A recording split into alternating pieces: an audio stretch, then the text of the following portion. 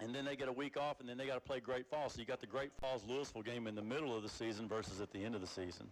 But Louisville, in the last 5 years, 26-32. Like I said, four out of the last 5 years they've been in the playoffs. They did not qualify until 2018. Coach Mitchell down there, I don't know how many years he is. I don't know how many years he's been down there now, but they've got some former Cyclones on their coaching staff, Clint.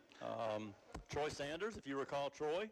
Right. Played football at App State, if I'm not mistaken. No, was he at Wofford? He was at App State. He was at App State. Okay, so Troy Sanders was at App State, and I think he had a cup of coffee with the Falcons. But he's over there, so they got a good coaching staff. So, the health of the high school programs in Chester County, I think, are certainly trending upward this year. Going to be anxious to see how Louisville comes out of the gate and gets ready for their season. Again, they'll be tested. If I'm not mistaken, I don't remember last year. I think they beat up on C.A. Johnson pretty well. So, yeah, we'll see. Yeah, I expect them to win that game without too much of a problem. I think Great Falls is going to have their hands full, but we'll come back and talk about them. Let's take a quick break and we'll be back. Tonight's Chester Cyclone football game is made possible in part by First Citizens Bank. At First Citizens, we believe that banking is all about the people we serve, and we work hard every day to make sure our customers know how we feel. First Citizens Bank with offices in Richburg and Chester. That's First Citizen Bank, forever first. Tonight's game is made possible in part by Quack Glass, your mobile glass auto replacement service. Quack Glass will come to you and solve your glass auto needs. They're local and part of the community. Quack Glass is American-owned and Carolina-grown, serving both North and South Carolina, now with an office at Carowinds. 866-787-8225 or online at quackglass.com. You can trust the Duck. Tonight's broadcast of Chester Cyclone football is made possible in part by True Vista Communications, offering high-speed internet, cable television, telephone, wireless, and security services. More information is available on their website at truevista.net. True Vista Communications, with offices in Camden, Chester, Great Falls, Ridgeway, and Winnsboro. All right, we're back here at Cyclone Stadium as we gather together. We are delighted to be able to call tonight's game. We didn't expect to be able to do this. Actually, I told Coach Floyd and Jeff Wheeler, I've talked about this too, I didn't think we'd play football this fall. And so as we were, I'm real excited to get everything going and try to get everything going like it's supposed to and getting on the field. And I know these kids are real excited as well. Well, a lot of these kids haven't played sports since, high school sports since March of last year. Right. And so, a lot of these kids played, I would say the bulk of these kids, if not all of them, played spring sports. So this is the first kind of activity they've had. And they didn't get to do this, they didn't get to do this summer 7-on-7s, and it's just different. But, everybody's in the same boat, right? So everybody's on the same playing field. I think there's something to be said for programs that have consistency at the coaching staff level. We obviously lost a couple of coaches from last year to this year, but for the most part, we got the same people, right? And so I think that helps. I think the continuity plays a big role in that, and I think it could be a big factor this year. So teams, and we mentioned Great Falls, they've got a new coach. They're still trying to figure everybody out. So, but hopefully they'll turn it around. Hopefully they'll just continue to pick up where they left off from last year. But I do think there's something to be said for continuity amongst coaching staffs. Absolutely, and that's one of the things. But Great Falls has a lot of great size as well. That's one of the things we're going to talk about as we went to the last break was Great Falls likes where they stand with reference to the size that they have up front. In fact, Travis in his preview talked about how Lamar and Great Falls are some of the teams with the largest size in 1A football. So I don't know what that'll be like. You can have a lot of size. You got to have athletic size. You got to have people that can move around and make things happen. So we'll see if Great Falls can do that. But I definitely like the direction that the programs are going in Great Falls and Louisville. And, of course, obviously Chester is a program that Coach Floyd brought up. And, as you said, 44 wins in the last 5 years since he's been back and won state championship. And he continues to have good solid classes coming up. This is a team that's a heavy junior-laden team, but a lot of experience on those juniors. Got 16 juniors this year, and don't have a lot of numbers, so we've got to stay healthy, but certainly likes their chances with a shortened season. Yeah, and the key word is always stay healthy, right? I mean, that's particularly when you're small in numbers. Right. And, I'm sitting down here, I'm looking at one of the things I like to do while we're talking in pregame, I always like to look at the other team and just kind of look at the athletes and all that. Look at these, they've got some size at the skill level. Look at their quarterbacks and their receivers. They've got some size out there. I don't know if they can play, but they've got some size to them. So they could be some nice matchups tonight for the Cyclones. Absolutely. We'll keep watching those two teams warm up. Mid-Carolina to our left in all-white uniforms. Chester in blue pants, red jerseys. We haven't seen those before. New for the 2020 season. We'll take a break and we'll be back. Cyclone football on WRBK. Tonight's game is made possible in part by Quacked Glass, your mobile glass auto replacement service. Quack Glass will come to you and solve your glass auto needs. They're local and part of the community. Quack Glass is American-owned and Carolina-grown, serving both North and South Carolina, now with an opposite Carowinds. 866-787-8225 or online at quackedglass.com. You can trust the Duck. Tonight's broadcast of Cyclone football made possible in part by Chester County Natural Gas Authority.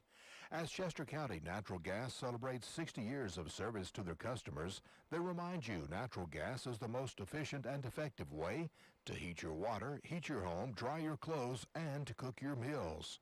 Contact Chester County Natural Gas Authority Monday to begin enjoying the comfort and affordability of clean burning and efficient natural gas. Tonight's Chester Cyclone football game is made possible in part by Hamilton, Delaney, Greer, and Cotton. Attorneys at law providing legal services since 1907. Attorneys Milton Hamilton, Greg Delaney, Brian Greer, and Nick Cotton have a general practice of law with offices in Chester and Great Falls. Hamilton, Delaney, Greer, and Cotton support all the schools in Chester County. Tonight's broadcast of Chester Cyclone football is made possible in part by True Vista Communications, offering high-speed internet, cable television, telephone, wireless, and security services. More information is available on their website at truevista.net. True Vista Communications, with offices in Camden, Chester, Great Falls, Ridgeway, and Winnsboro.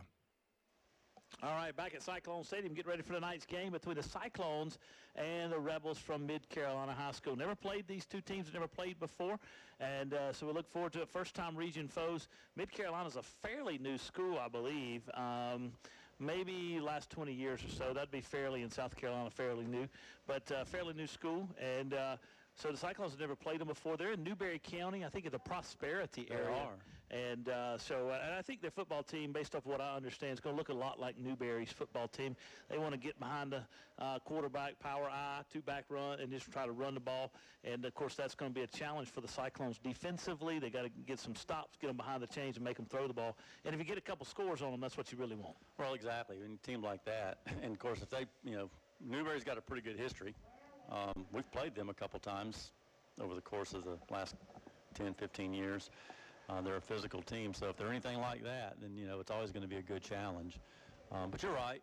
You get up a big on a team like that, or get up a couple scores, and you force them to do things they don't like to do, then that can be a difference maker for the night. So it'd be nice for the defense to come out, get a stop, get a score. Offense, I'm anxious to, I think for me tonight, watching the Cyclones play, I'm anxious to see how Zan Dunham's progressed since last year. Yeah. Let's hold that thought, Jeff, when we come back. We're on the hour right now, and Coach Floyd, I'll be back with Coach Floyd in just a minute after this break. All right, I'm here with Coach Floyd. Coach, welcome. Thank you for joining us here, the first game of the season. Thank you for having me. Been a long time coming. It's September 25th. Usually we've already played 5 or 6 games by now, right? Yeah, it seems like we've been waiting forever. That's great, bud. We're glad to be getting on the field tonight. I know you guys are. Actually moved the game up a night to try to avoid some of the worst weather coming through. But I'm sure the kids were not upset about that at all. Not at all. It's been a long 13 weeks since we started working out. We can't dodge the rain, whether we start in August or start in September. Right. We had to delay last year's first game. We had to move it up. That's right. So with reference to starting camp, typically you start August 1st. You have a couple weeks of actual camp and then a couple weeks of, practice and getting ready to play in 3 weeks or so. Did you start August 1st again this year?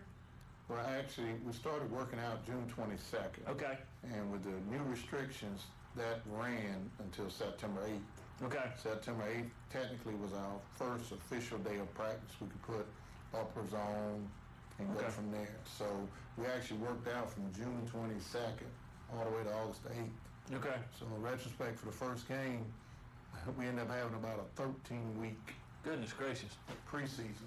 So when you started working out, that's crazy. When you started working out in June, what all could you do with the players? I'm sure you had a lot of restrictions. We were very limited, only 10 per group, and that included coaches. And we had to rotate, only 10 in the weight room. We had to make sure that we cleaned and did everything according to the rules. And you never worked with more than 10 at a time, or actually more than about 8 at a time, including the coaches. Right. And we were basically under that until maybe September 1st or so, right in there, that first week of September, is when we actually were able to do some team stuff that ran right into September 8th. Okay. So I know at one point y'all weren't allowed to even touch balls or anything like that. That came in toward the beginning of September, is that correct? Right. That's when we were able to do some team stuff with the ball. But we probably had 10 weeks, 8 to 9 weeks without even touching a ball. Right. So how was that as you started getting your team back in the football shape and prepared to play? How did that affect timing between receivers and running backs and receivers and the quarterback, etc.? To be honest, I can't tell a lot of difference. I guess tonight will really tell us. Right. It's hard to pinpoint how much that hurt or if it hurt at all. Right. Because typically you guys have a lot of 7-on-7s in the summertime. Right. Where you build a lot of that chemistry. Right. Put a lot of that effort in there. So. Yeah, I think this time the off-season was more geared toward just physical development because you were working in small groups. Mm-hmm. So there's some kids that probably may not have an opportunity to work on their particular skill for their position, but they had an opportunity to develop physically. Right. So I think we kind of benefited in that department. Absolutely. And the one final thing I would ask about it before we take a break is with reference to developing. I guess the good thing about it is you guys, everybody in the state had to do the same thing. Right. So, everybody's coming to tonight's game because nobody started playing last week. So everybody's coming to tonight's game with the exact same schedule and having had to do the exact same limitations. Yeah, exactly. And that's the good part. We're all on equal ground. Right. Even, with the restrictions, there was restrictions for everyone. Right. So, it all works out. Absolutely. Well, we'll take a break and we'll come back. Tonight's broadcast of Cyclone Football made possible in part by Chester County Natural Gas Authority. As Chester County Natural Gas celebrates 60 years of service to their customers, they remind you natural gas is the most efficient and effective way to heat your water, heat your home, dry your clothes, and to cook your meals. Contact Chester County Natural Gas Authority Monday to begin enjoying the comfort and affordability of clean burning and efficient natural gas. Barron Funeral Home at 133 Wiley Street in Chester and Dancer Baker Funeral Home located at 26 Underwood Avenue in Great Falls are proud to help bring you tonight's broadcast of the Chester High School football game. They wish the Cyclones great success this season. The staff of Barron Funeral Home and Dancer Baker Funeral Home continue to serve the people of Chester County with courtesy and dignity. Tonight's Cyclone football coverage on WRBK made possible in part by Dr. Sam Stone and his staff at Lowry's Family Medicine in Chester. Lowry's Family Medicine provides health care from birth to the golden ages and is located at 517 Doctors Court off of Wilson Street Extension. Dr. Sam Stone and his staff are proud supporters of the Chester Cyclones. Tonight's Chester Cyclone football game is made possible in part by Hamilton, Delaney, Greer, and Cotton, attorneys at law providing legal services since 1907. Attorneys Milton Hamilton, Greg Delaney, Brian Greer, and Nick Cotton have a general practice of law with offices in Chester and Great Falls. Hamilton, Delaney, Greer, and Cotton support all the schools in Chester County. All right, I'm back here with Coach Floyd. And Coach, as we went to the last break, we talked about how the summer was different, and obviously the spring was different than years past. As you evaluate that process, I think we talked at practice a couple days ago, there were some things that you kind of liked, I believe, when you said you might reevaluate how you've done some things based upon this. Is that true? It is. The way we were kind of forced to do it and some of the styles we came up with and to get through the workouts, there were some good things about it. We'll probably continue to do it, especially the splitting up into the groups based on position and having an opportunity to work with the kids a little more individually. Right. I think that really helps. And Good. we were able to do it with, the JV, the varsity, all of them. Right. And I think that benefited us. Absolutely. And this season, you're going to have a few more players on the JV team than you have in years past. We have a few more JV guys, just a few more, and the JV consists of 8th, 9th, and 10th graders. So it'll be a little different, but I think it's good for those 8th graders to get involved. Now, they've been working out in the weight room for 13 weeks. Right. Whereas if they were on a typical middle school schedule, they wouldn't even touch the weight. Right. So there's going to be some pluses down the road. I think that the program will benefit and also the kids. Right, that was my next question. My next point was going to be, from a program standpoint, having those younger guys, but also having a larger JV team that you can kind of work with those guys has to be good for as you look toward the future. Oh, it's definitely beneficial for the future. There's no Right. doubt about it. I think it'll pay off in the long run. Absolutely. So let's talk a little bit about this team that you're going to put on the field tonight. You lost a few seniors last year. Last couple of years, you've lost some talented guys, as well as some leadership, but also some guys who had a lot of playing experience the last couple of years. So this year's team is somewhat younger, I guess more juniors and sophomores than seniors, but a well-experienced group of players as well. We do have an experienced group. The junior class, there were probably 5 of those guys that played in the state championship and had a valuable part in the state championship game. So, they have that in last year to kind of go with. And the junior classes, I think we have maybe 30 kids on the roster, 16 of them probably juniors. Right. So the junior class is strongly represented, but our seniors have played a lot of snaps too, because we have a couple of 4-year starters in that group. Octavian Mentor's a 4-year starter, Javante Jackson's a 4-year starter. So these guys have played a lot of minutes over the past 3 years, and I think that whole group, they're a little hungry. I really believe that. Last year didn't go like we actually had planned it or like we thought it may go. So this group really has a different type of hunger about them. Right, and you brought up Javante. I'm so happy for him. He's starting the season healthy, he got hurt in the scrimmage last year, and I think he made it back toward the end of the year. But just a great kid, got a great heart and a great motor, and so I know you're glad to have him back on the field. We are. We're glad. And again, he's one that I think benefited from the 13 weeks Right. of lifting weights, running. He benefited because typically he plays baseball in the spring. Right. So he misses a lot of weight room. So this is the first time his body's probably been physically prepared for a football season because he's worked out pretty constant for, 12, 13 weeks. Right. Absolutely. Well, that's exciting. I know we're excited. So as we get ready to take this next break, just one question. Got a few changes on your coaching staff. I know Coach Boyd is no longer here. He took another job. With reference to defensive coordinator, who's taking that on? Well, actually, it's a co-coordinator Okay. position, and Coach Charles Talkman, Coach Jerry Caldwell will Okay. share the position. Well, that's great. That's great. I know that they'll do a good job, and certainly I imagine you'll keep that same aggressive style. Oh, yes, we'll be same old. Right. Great. Getting after it. Yep, Hats to the ball. that's it. All right. We'll take a break and we'll be back. For over 77 years, Fairfield Electric Cooperative has delivered electric energy to our consumer owners. As a Touchstone Energy Cooperative, we are part of a nationwide community of local, not-for-profit cooperatives committed to enhancing our customers' lives and livelihoods by providing reliable power, high-quality customer-focused service, and valuable products and services. We're Fairfield Electric Cooperative, your Touchstone Energy partner, proud to be a part of tonight's Cyclone football coverage on WRBK. Tonight's game's made possible in part by Joe's Towing and Wrecker Service. Joe's Towing and Wrecker Service is located 2581 Lancaster Road in Chester. They offer local and long-distance towing, heavy-duty towing, and service 24 hours a day, 7 days a week. Joe's also does big truck repair along with truck and tractor tire service. More information is available at 581-5720 or 385-8610.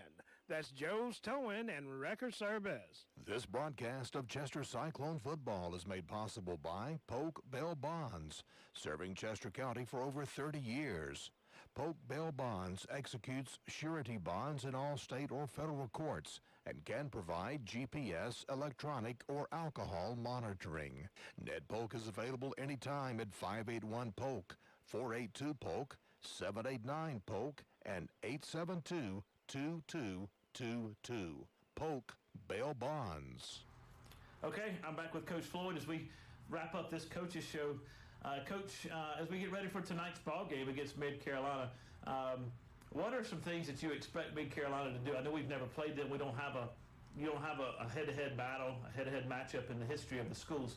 It's a relatively new school. What are you expecting from them tonight? Well, we expect them to be a big power run team. They want to run football, control the clock. We went to see them play in the Jamboree last Friday, and they held the clock 7 minutes. Oh, wow. In the first quarter, just on one drive. And that's what they want to do. They want to kind of slow it down, and they want to pound you, and they're a power football team. So that's kind of what we expect. Will they run out of a huddle? They will huddle. They'll huddle. So that's part of their games. You know, shorten the game a little bit, deflate the football, and try to run at you. How do you begin to think about stopping that power run game? We got to get them behind the chains. Okay. And that's the key ingredient. First down's always huge when you play in a power run team, because you get them in a second and long situation, you get them out of character for what they really want to do, and they have to go a little deeper in the playbooks. And sometimes in the passing game maybe where they not want to show or go right away. So you kind of force their hand on some things, and that's kind of the game plan. We need to get them behind the sticks. Right. And then defensively, what are they going to bring to the table? They're going to be 3-4. Okay. A couple of really good players at outside linebacker, number 48 and number 6. They play the outside backers that produce a lot of pressure. They got an all-region linebacker and a Doolittle. Okay. Last name Doolittle. He's about 6'1", 220, 225. Okay. He can really play. So they have some talent in the front seven. We expect them to get after us. Absolutely. So they're going to bring those outside backers on pressure a good bit. A lot of time. Right. Yeah, So they bring a lot of pressure. I got you. Well, Coach, I know you guys got to have a good game plan. Got a 2-year a 2-year signal caller and Zan back in the backfield again. So he's well experienced and ready to move forward. Got a state championship under his belt. So I know you feel confident with that. You'll have a great call, great game plan, and I'm sure you'll execute well. So we look forward to tonight. Well, thank you. We plan to. Thank you, Coach. Well, good luck. Appreciate it. All right. We'll be back after we take this quick break. This broadcast of Chester Cyclone football made possible in part by Founders Federal Credit Union. We're working to provide their members opportunities for financial success as only part of their commitment to Chester County. Founders makes it their mission to support this community, from arts to education to economic development.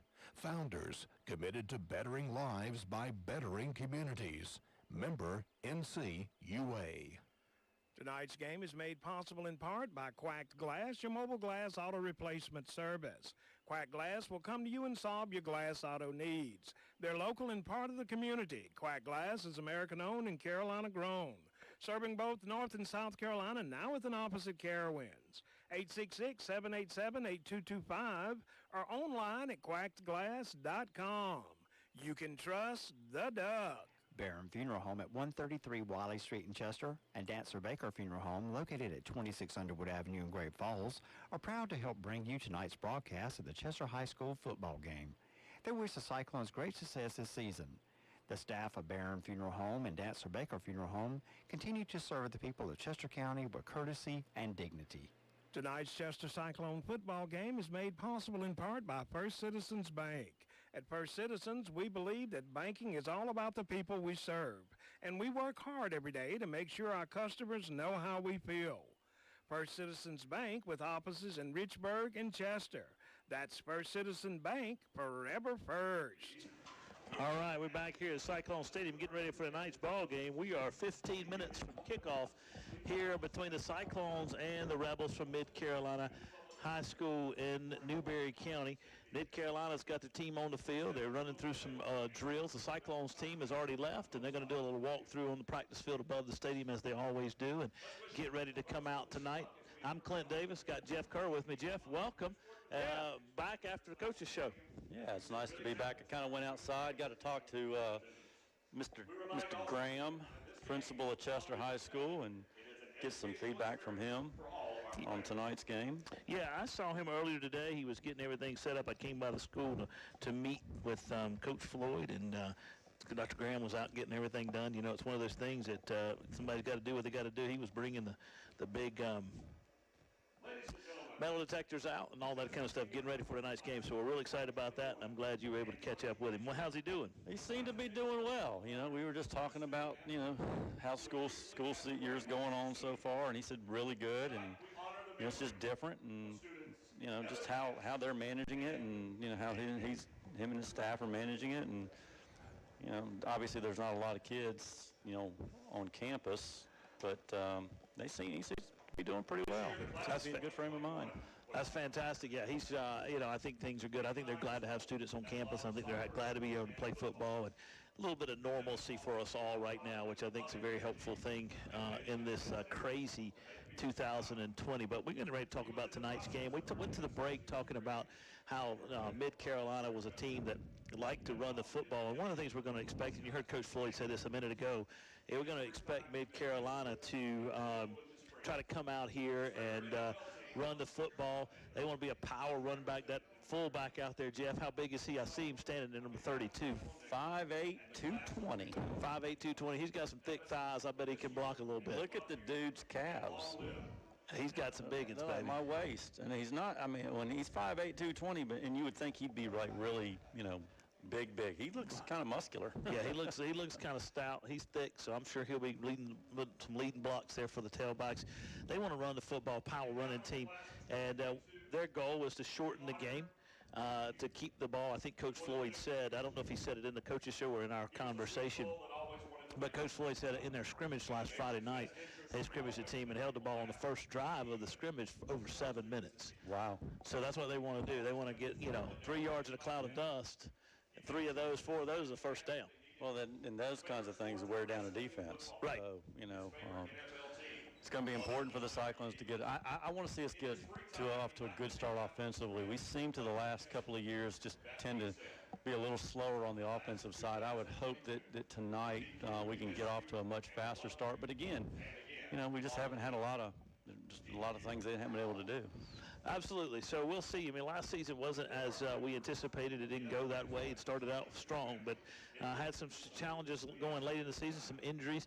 And so if this football team is able to stay healthy, get off to a fast start, and get ahead of Mid-Carolina, you make them do some things that they can't. You get a couple scores, they can't run the football consistently. They've got to start playing catch-up. You got to put them in positions they don't want to do. Clint, you got the live stream going, right? Right, yes. So I got a friend of mine named Lee in Denver, Colorado listening. Well, hello, Lee. How are you? Thanks for listening, man. I hope it's tuned in. We've got 2 links. If you go to our Twitter, my Twitter is Cletus74, and you can find it there. It's a YouTube link and a live stream link, and we're thankful to be able to put that out this year, and unless something changes, that's how we'll do all our games. But we got it going. So welcome, Lee. Thanks for joining, and others of you who are listening from a distance, thank you for joining us as well. We'll take a break, and we'll be back. Sam's Equipment, 1872 J.A. Cochran Bypass in Chester can take care of all your small equipment needs. Sam's carries Hustler residential and commercial mowers, steel handheld equipment including trimmers, chainsaws, blowers, edgers, and accessories. Websites, hustlerturf.com and steelusa.com. 803-377-2122. Open Monday through Friday, 8 until 5. Sam and Troy support the Chester Cyclones. Cyclones. Tonight's broadcast of Chester Cyclone football is made possible in part by True Vista Communications, offering high-speed internet, cable television, telephone, wireless, and security services. More information is available on their website at truevista.net. True Vista Communications, with offices in Camden, Chester, Great Falls, Ridgeway, and Winsboro. Tonight's Chester Cyclone football game is made possible in part by Hamilton, Delaney, Greer, and Cotton, attorneys at law providing legal services since 1907. Attorneys Milton Hamilton, Greg Delaney, Brian Greer, and Nick Cotton have a general practice of law with offices in Chester and Great Falls. Hamilton, Delaney, Greer, and Cotton support all the schools in Chester County. Tonight's football made possible in part by Burns Chevrolet Cadillac in Rock Hill, serving the area since 1923 and located off I-77, exit 82B in Rock Hill. Burns has new Chevrolet and Cadillacs along with a selection of pre-owned vehicles. Burns Chevrolet Cadillac, 800-681-7198, or online at BurnsChevrolet.com. Your right choice.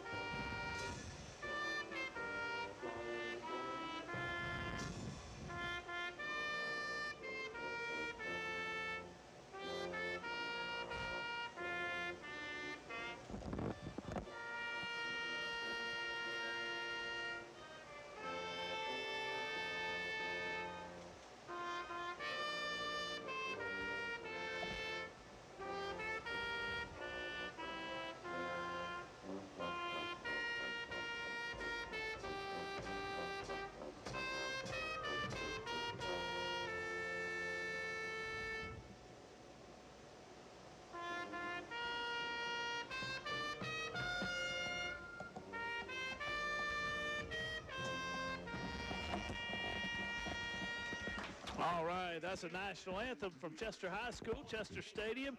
The band is out on the field. We got folks going, a little smaller band this year than usual. Yep. Sure has a lot to do with COVID and not being able to get together and having all the plans and all the training that they wanted to do, and kids not being at school at the same time. But we are glad to be here and be able to call this football game. We're glad the band's there, and we're looking forward to that. What you looking for? All right. Well, let's take a quick break, and we'll be right back. I got to find something for Mark Huey. For over 77 years, Fairfield Electric Cooperative has delivered electric energy to our consumer owners. As a Touchstone Energy Cooperative, we are part of a nationwide community of local, not-for-profit cooperatives committed to enhancing our customers' lives and livelihoods by providing reliable power, high-quality customer-focused service, and valuable products and services. We're Fairfield Electric Cooperative, your Touchstone Energy partner. Proud to be a part of tonight's Cyclone football coverage on WRBK. Tonight's Cyclone football coverage on WRBK made possible in part by Dr. Sam Stone and his staff at Lowry's Family Medicine in Chester. Lowry's Family Medicine provides health care from birth to the golden ages and is located at 517 Doctors Court off of Wilson Street Extension.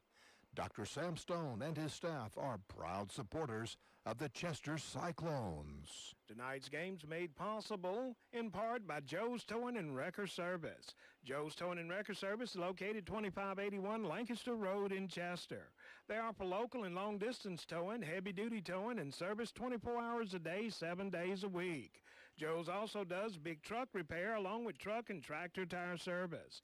More information is available at 581-5720 or 385-8610. That's Joe's Towing and Wrecker Service. This broadcast of Chester Cyclone football made possible in part by Founders Federal Credit Union. We're working to provide their members opportunities for financial success is only part of their commitment to Chester County. Founders makes it their mission to support this community, from arts to education to economic development. Founders, committed to bettering lives by bettering communities. Member NCUA. All right, we're back here at Cyclone Stadium. 6 minutes to kick as we get ready for tonight's ball game season opener between the Cyclones and the Rebels from Mid-Carolina. It is September 25th.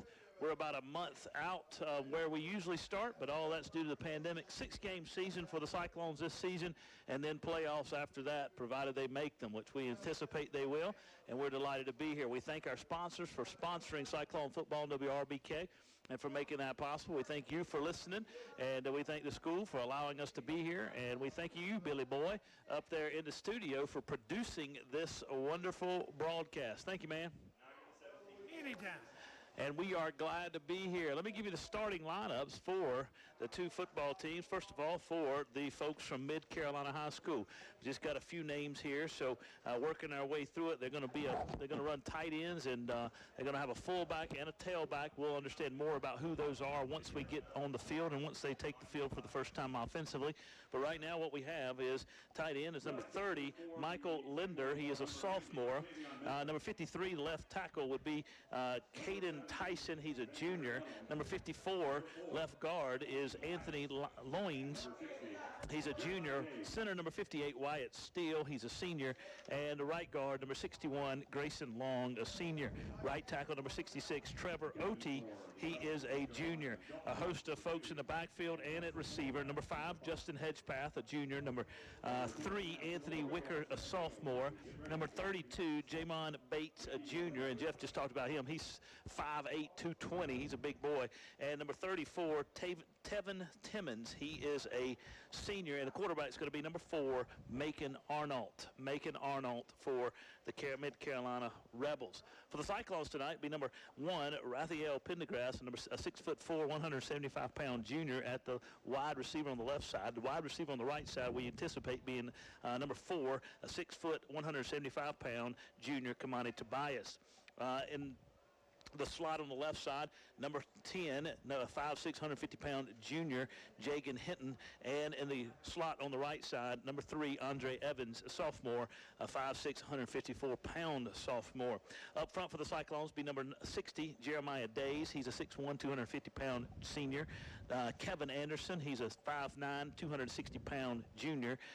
Austin Bertelli, number 65, he's a 6', 265-pound senior. Ray White will be on the offensive line as well. He's a senior. He's a 6'3", 275-pound senior. Number 58, and Demarion Carter will be number 5. He's a 5'9", 195-pound junior. Number 50 will round out the offensive line for the Cyclones. In the backfield, number 5, Darius Head, a 6', 230-pound junior. And number 17, Zan Dunham, a 6'2", 185-pound junior, will be the signal caller. Captains met at the middle of the field. The Cyclones captains were number 4, Kamani Tobias, number 17, Zan Dunham, number 60, Jeremiah Days, and number 90, Octavian Minter.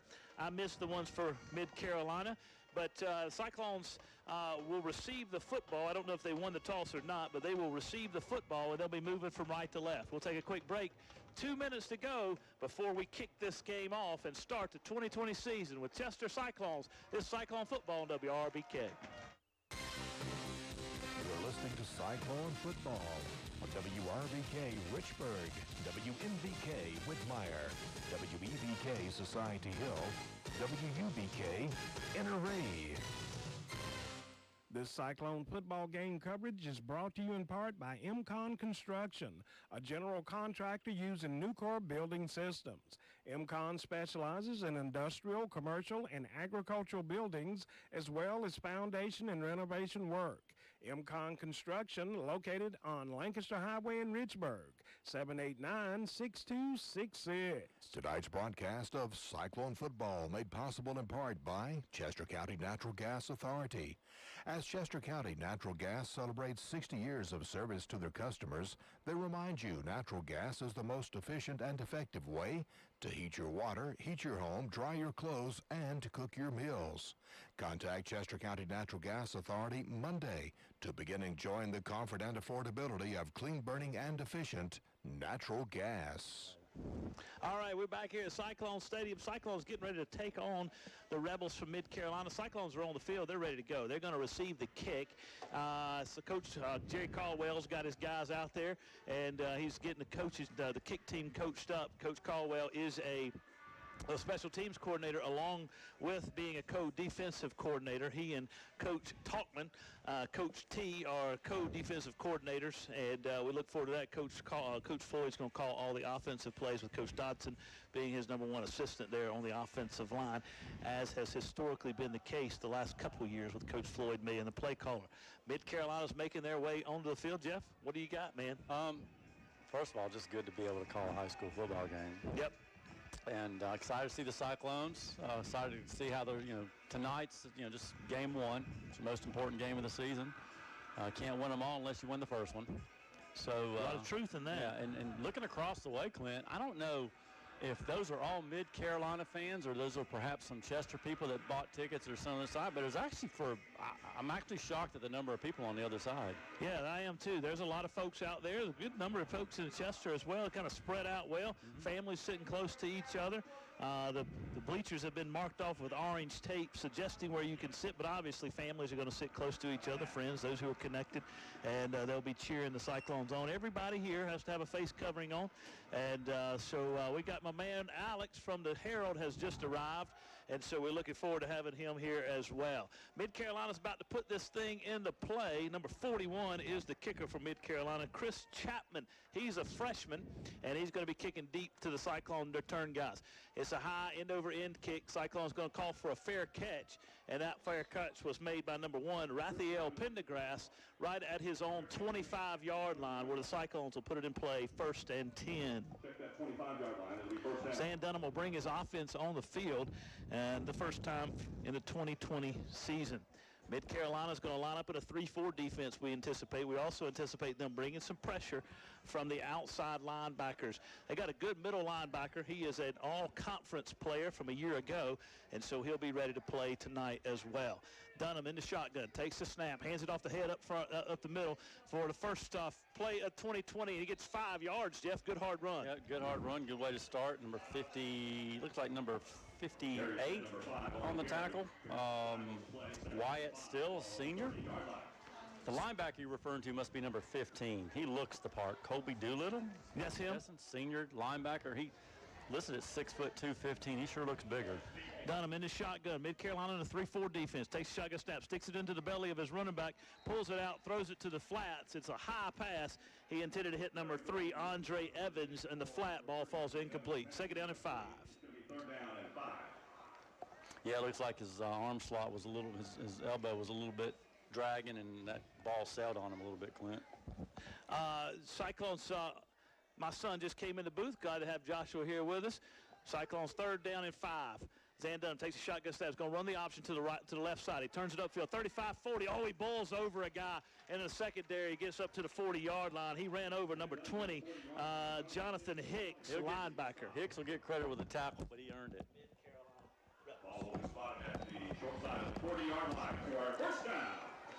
Cyclones moving right to left. They've got blue jerseys, blue pants, red jerseys, blue helmets, moving right to left against this Mid-Carolina defense. White pants, white jerseys, white helmets. Dunham takes a shotgun snap, hands it off to his running back head over the right side, behind the right side of the offensive line. He gets no gain, maybe lost a half a yard, brings up 2nd down and long. Tyler Bachnight on the tackle for the Rebels. They've got a pretty decent size offensive line, Clint. When you look at our defensive line, you look at our offensive line comparably, they match up fairly well from a size perspective. They certainly do. Cyclones got more size on the left side of the offensive line and anchored over there by Jeremiah Days in that left tackle position. Zan Dunham takes a shotgun snap. He throws across the middle. There he is. He's got his man, Raphael Pendergrass.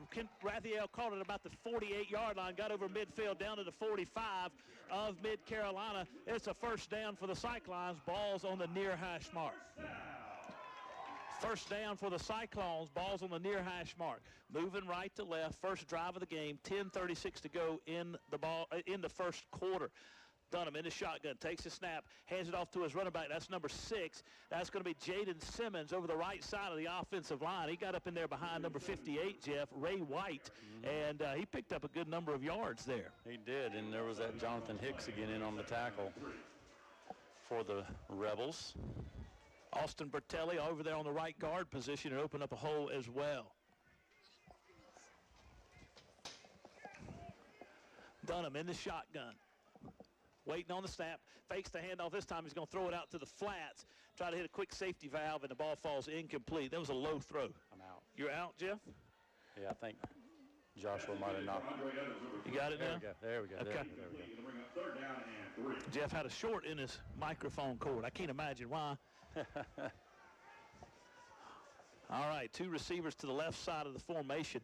Cyclones have a tight end in the game, number 28, Jordan Bowser. He lines up on the left side. They move 2 to the right side. Jonathan Goldsboro moves to the right side, number 14. Dunham takes a shotgun snap, hands it off to Simmons up the middle. Simmons gets to the 35-yard line. He bulls his way over to the 34. First down, Cyclones. Yep, kept those legs churning. Good hard run there for the Cyclones. Good opening drive, Jeff, here at the beginning of the 2020 season. Yeah, and this is kind of what I wanted to see. I wanted to see how we would look. You know, we need to get to a strong start offensively. Cyclones keep that same formation, tight into the left side. Wide side of the fields to the right side. Ball's on the left hash. 2 receivers split out wide there. Dunham in the shotgun. Takes a snap. He rolls to his right. He's looking downfield. He's got a man open, and he throws a back shoulder fade that's about 2 yards too short. I think he was trying to hit Raphael Pendergrass or Jonathan Goldsboro over there, and ball falls incomplete. Brings up second down and long. 9:33 to go in the first. No score. Cyclones opening drive of the ball game.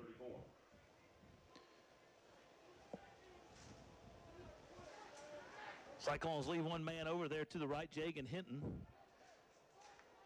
Raphael Pendergrass and Jonathan Goldsboro to the left side of the formation, the short side of the field. Zan looks over the defense. It's a 3-4 look, and it looks like Mid-Carolina's going to bring a little pressure on the right side here.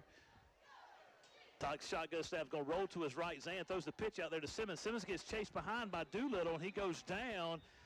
Maybe lost a half a yard, brings up third down and long. Yeah, I think that's a situation where Zan, he should have kept that ball and just cut up field, Clint. He could have probably picked up at least 5 or 6 yards, and, you know, he's a load to bring down anyway. That's right. He'll learn from that, but he'll be coached up from Coach Floyd in the film study on that one. Cut it up. Yep. Cut it up. All right, Coach Floyd sends the play in. This is obviously 4-down territory for the Cyclones.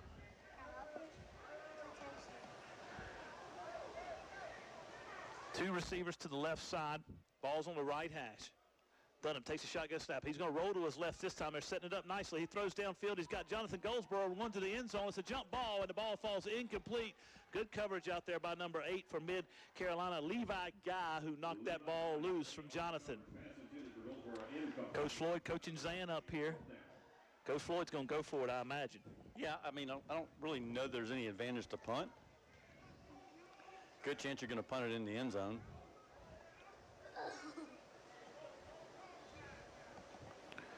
Yeah, absolutely. So we'll see how it is. Trust your defense. Coach Floyd is an aggressive play caller. Got to get 10 here. 4th and 10 for the Cyclones. They're giving him Goldsboro some room in the slot right there. Absolutely. Ball's on there we go. We get 5 back. Mid-Carolina 35-yard line. Got a hard count. They jumped off both sides. Clint, that defensive back, Shelton Brooks, he's giving Goldsboro 12 yards off the line. 5-yard penalty off sides. Yeah, that's an unusual alignment there. Certainly when you have to get, let's see if he gets a little tighter now. You have to get 5. 4th down and 5 here for the Cyclones. It's a much more manageable down and distance here for the Cyclones. No score, 8:45 to go in the first. Cyclones moving right to left. Dunham takes a shotgun snap. He rolls to his left. He's looking downfield. He's got a man open. The ball is tipped. I think number 15 got it. Their all-conference linebacker, Colby Doolittle, I believe, got a hand on it, Clint. He sure did. Ball went right through Jonathan Goldsboro's hands, fell incomplete. He found a good spot in the zone, just a good play by the linebacker. It was a good play by the linebacker. The Rebels will take over from the 30-yard line.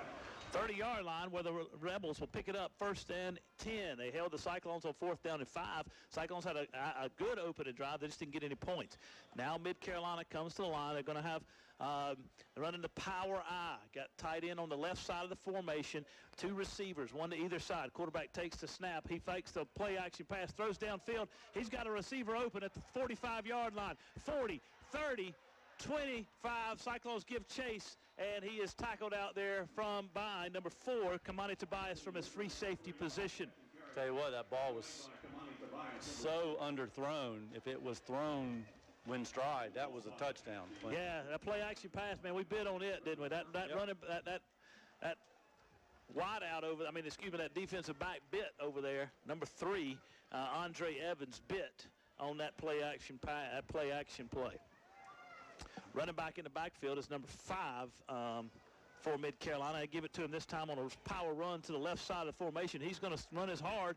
He's getting down inside the 15-yard line, down to about the 12. That's Justin Hedgepath. That was well blocked. They got the corner over there, Jeff, against the Cyclone defense. Yep, 60 yards, Clinton, 2 plays. Cyclones come out in their base 3-3-5 defense. They're going to try to be aggressive, but they got to stay home on those Spurs have to stay home on the outside, and that time they got sucked inside, and Hedgepath was able to get the corner on the left side of the line. Ball's on the left hash, which would be the far hash from us. Mid-Carolina moving left to right against this Cyclone defense. In the power I formation, number 5, Hedgepath dodged the eye. Quarterback takes a snap. This is a dive up the middle this time. Cyclones are there to meet him after he gained maybe 2 yards. Brings up 2nd down and 8 for the Rebels. That was Justin Hedgepath on the carry for the Rebels. Picked up a couple. Number 32, Jamon Bates is the fullback, and the quarterback is number 4, Macon Arnault. He's been under center every play so far. Of course, they've only run 3, but he's been under center every play. He's going to line up under center again, moves his running back this time to a tight end, extra tight ends. They got double tight ends on the right side of the formation. Backfield is Hedgepath in a single back set. Hands it off to Hedgepath this time. Hedgepath bulling his way forward. He got over the 5-yard line, down close to the sticks. I think he got down to the 3. The sticks are at the 1, so it brings up 3rd down and short for the Rebels. Zan came in and put a pretty good hit on him. Yeah, Zan said you're not going any farther. 3rd down and 2 for the Rebels. You know, Clem, talking about Zan, this is really the first year he's probably going to play both ways and play extensive time. Absolutely, absolutely. Arnault gets up under center. Got the fullback in the game. That's Bates. And the man dotting the I's, Hedgepath. 2 receivers to the right side of the formation along with the tight end. I think they're going right. Hands it off, and he gets caught in the backfield and tackled for a loss. That was a tackle in there by number 28 for the Cyclones. That's Jordan Browser, a junior linebacker. Made a good play there, Jeff. Yeah, it was a really nice play. Kept them from going into the end zone. So it's 4th and goal. Or 4th and really almost goal. They can still get a 1st down. 4th and about 1.5. I don't know if this fullback can catch it, but I wouldn't be surprised if they could do some type of try to find a way to sneak the ball in the air to him through the middle. Arnault runs over to the sideline to get his play. Now he comes in, his team's huddling, which is unusual. They huddle about 5 or 6 yards behind the line of scrimmage. Got this I formation. Number 32, Bates at the fullback. Hedgepath still dotting the I. Waiting on the shotgun snap. He's got the snap under center. He's going to throw it out here to Hedgepath. He was wide open, but the quarterback led him too far, and it fell incomplete. Big stop for the Cyclones. A good break. Yeah, it was a big break for the Cyclones. You know, he said he led him a little bit. I think he threw it a little too hard, too. I mean, it was... He didn't need to throw it that hard. No, he just had to give it a little bit of air and let the running back go out there and catch it. Cyclones will take it over 1st and 10 at their own 3-yard line, moving right to left. If you just joined us, no score here in the opener in 2020 at Cyclone Stadium. 5:57 to go in the first. Cyclones and Rebels tied at 0. Zan Dunham brings this offense on the field for the 2nd offensive set tonight. Dunham takes a shotgun snap. He's going to run it himself. He's going to try to bowl his way forward behind the left side of the offensive line. He gets over the 5-yard line to the 6, maybe get 2, brings up 2nd down and 8. I think it's real important for the Cyclones, obviously, to get a 1st down here so they can at least get out of their own end zone. Absolutely. Cyclones bring number 4, Kamani Tobias, on the field. Take out number 10, Jagan Hinton. I'll learn these names as the season goes on. Dunham's in the shotgun. His heels are on the 1-yard line. Takes a snap. He hands it off to Head. This time Head bowls his way over the 10-yard line. He's going to get close to a 1st down, Jeff. It's going to be 3rd down and short. Good hard run by Darius Head. Yep, nice run by Head. 3rd and manageable. When I've got 3rd and this far, I like Zan Dunham to keep the football. Oh, I think so, too. I think Zan will take it over the right side of that offensive line behind Austin Bertelli and Ray White, and we'll see what he does. Trying to get everybody lined up. Cyclones have Javonte Jackson in at the H-back position. He's lined up behind the left guard. Shotgun snap, handed off this time to the running back. He's going to get over the 15-yard line. He got the first down. That was a good hard run there by Darius Head, and that's enough for a Cyclone first down. At nothing here in the opener of the 2020 season. Cyclones got some new uniforms for the 2020 season. Got blue pants and red jerseys. Got a nice blue stripe on the shoulder pads and a blue helmet. Looking sharp. Dunham takes a shotgun snap. He's going to run to the left side. He's behind Darius Head, who's giving him a lead block. And Zan pulls his way over the 20-yard line to about the 23.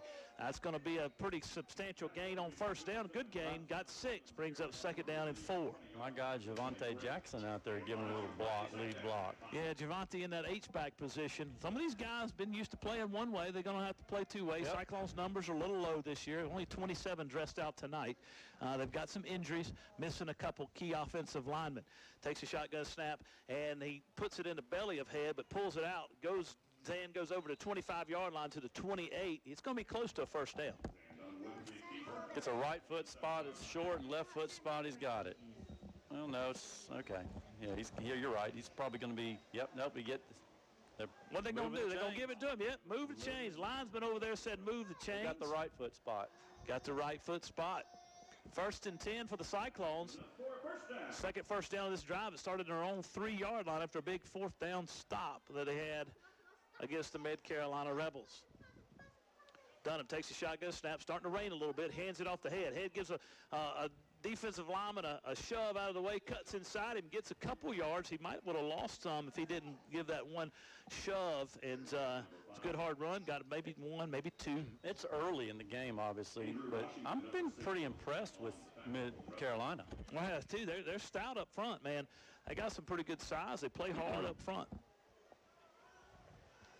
You don't have it anymore? I think I'm good. Yeah, I'm good. Can you hear me now? Dunham takes a shotgun snap. He's going to roll to his right this time. This time he keeps it himself. He gets through the 30-yard line up to about the 35. Good hard run by Zan. Good read there, Clint. He took it up. He wanted to stretch it out a little bit, and he saw an opening, and he's cut upfield. And then with a little extra effort, he picked up about 3 more yards. So very, very, very good short, third and short, very manageable. Absolutely. Here come Octavian the Tank Mentor and Javonte Jackson on the field for the Cyclones. Going to be in the backfield doing some lead blocking. Octavian probably going to be in a tight end position, and Javonte in a H-back position. He's going to line up behind the left guard. Running back in the backfield is number 6, Jaden Simmons, and Zan Dunham. Zan takes a shotgun snap. He picks his way through 40-yard line, 45-yard line. He gets the midfield stripe, just over the midfield stripe, gets down to the 48. That's enough for a Cyclone first down. Jackson Livingston got in the way. I'm not going to say he got. I'm not going to say he got tapped. He's going to get credit for the tackle, right? But he got in the way. 2 minutes and 12 seconds to go in the first. No score. Cyclones driving for the second time tonight. 48-yard line of the Rebels. Good shotgun snaps high, but Zan handles it well. Hands it off to Simmons up the middle. Simmons runs hard, Jeff. Yeah. He got hit in the hole and then went forward for a couple more yards. Yep, I like that. I like what I'm seeing. I'm liking what I'm seeing out of all the running backs. They all seem to be running hard. We've always had those running backs, if you think back to the years, we've had those running backs that are not very big, but they're powerful. They move their legs. Right. We look like we got a few more this year. Second down and 6. Hands it off this time to Simmons. Simmons over the 40-yard line, 35-yard line. Got a great block out here by Kamani Tobias. If he'd cut inside it, he'd picked up about 5 or 6 more, but he went outside. Number 8 for the Levi guy for the Rebels made the stop, but not until he picked up about 20 yards there, Jeff. Yep. Good solid run. Nice blocking out on the outside by Tobias. Cyclone first down, moving right to left. 1:33 to go in the first. You're right, Jeff. These guys are running hard, especially Simmons here. Cyclone's got a new running back in the game. That's number 7. He gets over the 25-yard line. He's going to get down close to the 20. That's Tim Brown. Hey, what a name for a running back. Tim Brown, baby. Is he going to pose if he scores? Tim Brown. That'd be awesome if he does. They'd throw a penalty, but that'd be awesome if he did. Got a timeout on the field. Mid-Carolina. We'll take it with them. 0-0 in the first. 1:10 to go. Cyclone football, WRBK. Barron Funeral Home at 133 Wiley Street in Chester and Dancer Baker Funeral Home located at 26 Underwood Avenue in Great Falls are proud to help bring you tonight's broadcast of the Chester High School football game. They wish the Cyclones great success this season.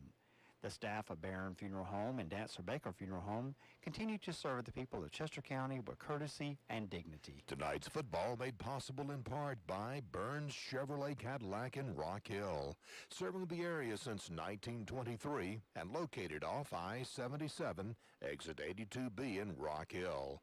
Burns has new Chevrolet and Cadillacs along with a selection of pre-owned vehicles. Burns Chevrolet Cadillac, 800-681-7198 or online at BurnsChevrolet.com. Your right choice. All right, we're back here at Cyclone Stadium. Second down and 5 for the Cyclones. Ball's on the 24-yard line of the Rebels. Moving right to left, opener of the 2020 season. Coach Floyd, Coach Dodson out there talking to their offense, getting them set. Dodson getting the offensive line set up like he likes it, and Coach Floyd making the play call. Mid-Carolina stays in their base 3-4 defense with 4 defensive backs. Shotgun snap. This time he's going to throw it out there, and the man's knees on the ground before he takes off. That's Jonathan. Lost a yard. Jonathan Goldsboro had some running room had he not gone to his knee to catch the ball. Ball should have been up a little bit, though. But he lost the yard. Brings up 3rd down and 6. He might would have gotten close to scoring, Jeff. Yeah, I mean, you know, Zan's just got to get, like you said, he's got to get that ball up in the air a little bit, give him a chance to use his speed.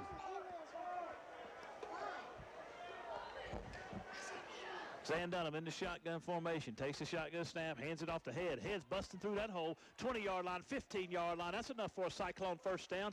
And they are in the red zone for the first time in the 2020 season. 32 seconds to go in the first. No score. Cyclones driving right to left. Head's running hard. I like the way he runs. Yeah, he's a good runner. You know, he was been injured the last 2 years. When he played the JV team as a freshman. Last year he was injured for a significant portion of the season. He wasn't able to get a lot of action, but he's a good running back. Dunham takes a shotgun snap. He hands it off to Head. Head cuts up forward field, 5-yard line, almost to the end zone, gets down to the 1. That's 1st and goal for the Cyclones with 9 seconds to go in the first. 0-0. Head's listed at 6 foot 230. Yeah, he's a stud. He doesn't look it. No, he runs hard too. He's pretty nimble to be a big man like that. That's the final play of the first quarter. We'll take a break and we'll be back. Cyclone football, WRBK. This broadcast of Chester Cyclone football is made possible by Polk Bell Bonds, serving Chester County for over 30 years. Polk Bell Bonds executes surety bonds in all state or federal courts and can provide GPS, electronic, or alcohol monitoring. Ned Polk is available anytime at 581-POLK, 482-POLK, 789-POLK, and 872-2222. Polk Bail Bonds. Tonight's Chester Cyclone football game is made possible in part by First Citizens Bank. At First Citizens, we believe that banking is all about the people we serve, and we work hard every day to make sure our customers know how we feel. First Citizens Bank with offices in Richburg and Chester. That's First Citizen Bank, forever first. And you're right. All right, we're back here at Cyclone Stadium. 0-0 to start of the second quarter. Cyclones, however, have it 1st and goal from the 1-yard line. They're going to be moving left to right for us as we start the second period. Cyclones wearing blue pants, red jerseys with a nice blue stripe on the shoulder pads and blue helmets, which is their typical. They've been wearing those helmets for as long as I've been in Chester. Mid-Carolina, however, is wearing all white uniforms. They got a big red, looks like burgundy stripe down the pants leg, and got white helmets with a line down, a stripe down the middle, and some kind of decal. I think it says MC on the side of the helmet. Cyclone's going to be moving left to right again, as I said. Mid-Carolina's going to be in a 3-4 defense, trying to stop this vaunted Cyclone running attack so far. We've had a couple passes completed, but for the most part, it's been run football, Jeff. Yeah, it has been, and that's what you're going to see down here. You're going to see either 17 or 5. Yeah, I think 17 will have it behind 5. I think 5 will lead a lead block, and Zan Dunham will follow him in the end zone. Dunham in the shotgun formation, got a tight end on the left side. This time he hands it off to Darius Head, though. Darius breaks over the left side. Touchdown Cyclones for the first touchdown of the 2020 season. Cyclones up 6-0, 11:55 to go in the first. That was a workmanlike touchdown right there, Jeff. Yeah, and you know, that was a 98-yard drive? Yes. 98-yard drive. I don't know how many plays that was, but we've actually had 2 nice drives the first 2 times we had the football. Well, obviously, we turned it over on downs the first time, so we created a lot of plays offensively. On to try the extra point for the Cyclones, number 11, Henry Glenn. Holder is Jonathan Goldsboro. Snapper is going to be number 90, Octavian the Tank Mentor.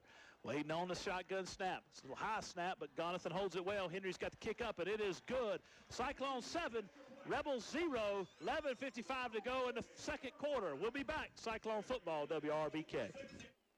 For over 77 years, Fairfield Electric Cooperative has delivered electric energy to our consumer owners. As a Touchstone Energy Cooperative, we are part of a nationwide community of local, not-for-profit cooperatives committed to enhancing our customers' lives and livelihoods by providing reliable power, high-quality customer-focused service, and valuable products and services. We're Fairfield Electric Cooperative, your Touchstone Energy partner, proud to be a part of tonight's Cyclone football coverage on WRBK. This broadcast of Chester Cyclone football made possible in part by Founders Federal Credit Union. We're working to provide their members opportunities for financial success as only part of their commitment to Chester County. Founders makes it their mission to support this community, from arts to education to economic development. Founders, committed to bettering lives by bettering communities. Member NCUA. All right, we're back here at Cyclone Stadium. Cyclones up 7-0 after a 97-yard drive. Cyclones went down the field, stuck it in the end zone on a Darius Head 1-yard touchdown run. Henry Glenn's kick was good, and he is on to kick off for the Cyclones. Deep to receive the kick, number 5 for Mid-Carolina. That's going to be Justin Hedgepath. And I can't see the other guy's number, maybe number 3, Anthony Wicker. It's a high end-over-end kick. Be taken by Hedgepath at his 10-yard line. He muffs the kick, but Wicker's there to pick it up. Cyclones meet him in the hole. He drives the pile forward a little ways, and it's going to be 1st and 10 from the 30-yard line for the Mid-Carolina Rebels. Anthony Wicker ended up picking up the fumble, and he took the brunt of that one. He sure did. Hey, not so loud. All right, 1st and 10 from the 30-yard line. Mid-Carolina moving right to left against the Cyclone defense. 3-3-5 defensive front. Coach Caldwell, Coach Talkman, co-defensive coordinators, have been pretty aggressive so far. Mid-Carolina had one big play, and then the Cyclones were able to stop them on their opening drive. Takes a snap under center. The quarterback does. Arnott hands it off to Hedgepath. Hedgepath breaks through the ride to the left side, and he gets hit hard by Kamani Tobias from the backfield. Hedgepath slow to get up. He got hit hard by Tobias, but Zan finished it. Zan Dunham playing free safety for the Cyclones. Tobias at the cornerback position, along with Andre Evans at the other cornerback. In the middle for the Cyclones, number 9, Sherrard Feaster. Javante Jackson in there up front for the Cyclones. Octavian the Tank, we're used to seeing him at linebacker. He's moved the defensive line tonight. Nose guard number 21, Jalen Woods. Arnott under center again, 2nd down and 8, balls at the 38-yard line. He hands it off to running back moving this way to the right side this time, and Cyclones give chase, but he's able to cut over the 40-yard line down to about the 42, where it is 1st and 10 for the Rebels. You know, they've had some success running the football. I mean, obviously they caught us off. They caught us out of position, if you will, on the first play of their offensive play with that busted pass play, but they've been able to run the football a little bit. Absolutely. They've been running. Ball's on the far hash, which would be the right hash if you're looking north to south on the field. Behind the players. Wide sides to the left side of the offensive line. Tight end set up on the right side. Waiting on the snap, under center. Hands it off on a straight dive play. This time the Hedgepath makes a couple guys miss. Hesitation move. Got 5, Jeff. That's enough. Brings up 2nd down and 5. Yeah, I mean, I think it's ideal for a team like Mid-Carolina. 2nd and 5 certainly makes it a little easier than 2nd and 8 or 9. Stopped by number 9, Sherrard Feaster for the Cyclones, and number 20, Javante Jackson. Cyclones got a guy up front, number 32. It looks like Kajarius Jackson. He's a junior as well. He got a lot of playing time last season as well. Jalen Woods and Octavian the Tank Mentor round out the 3 guys down front. And we had movement by Mid-Carolina, back them up 5, and we'll start 2nd down again. Receiver over on the right side moved too early. Number 3, Anthony Wicker. Interesting to see if they try to dial up some type of play action pass here, Clint. Second and long is not where they want to be. Not at all.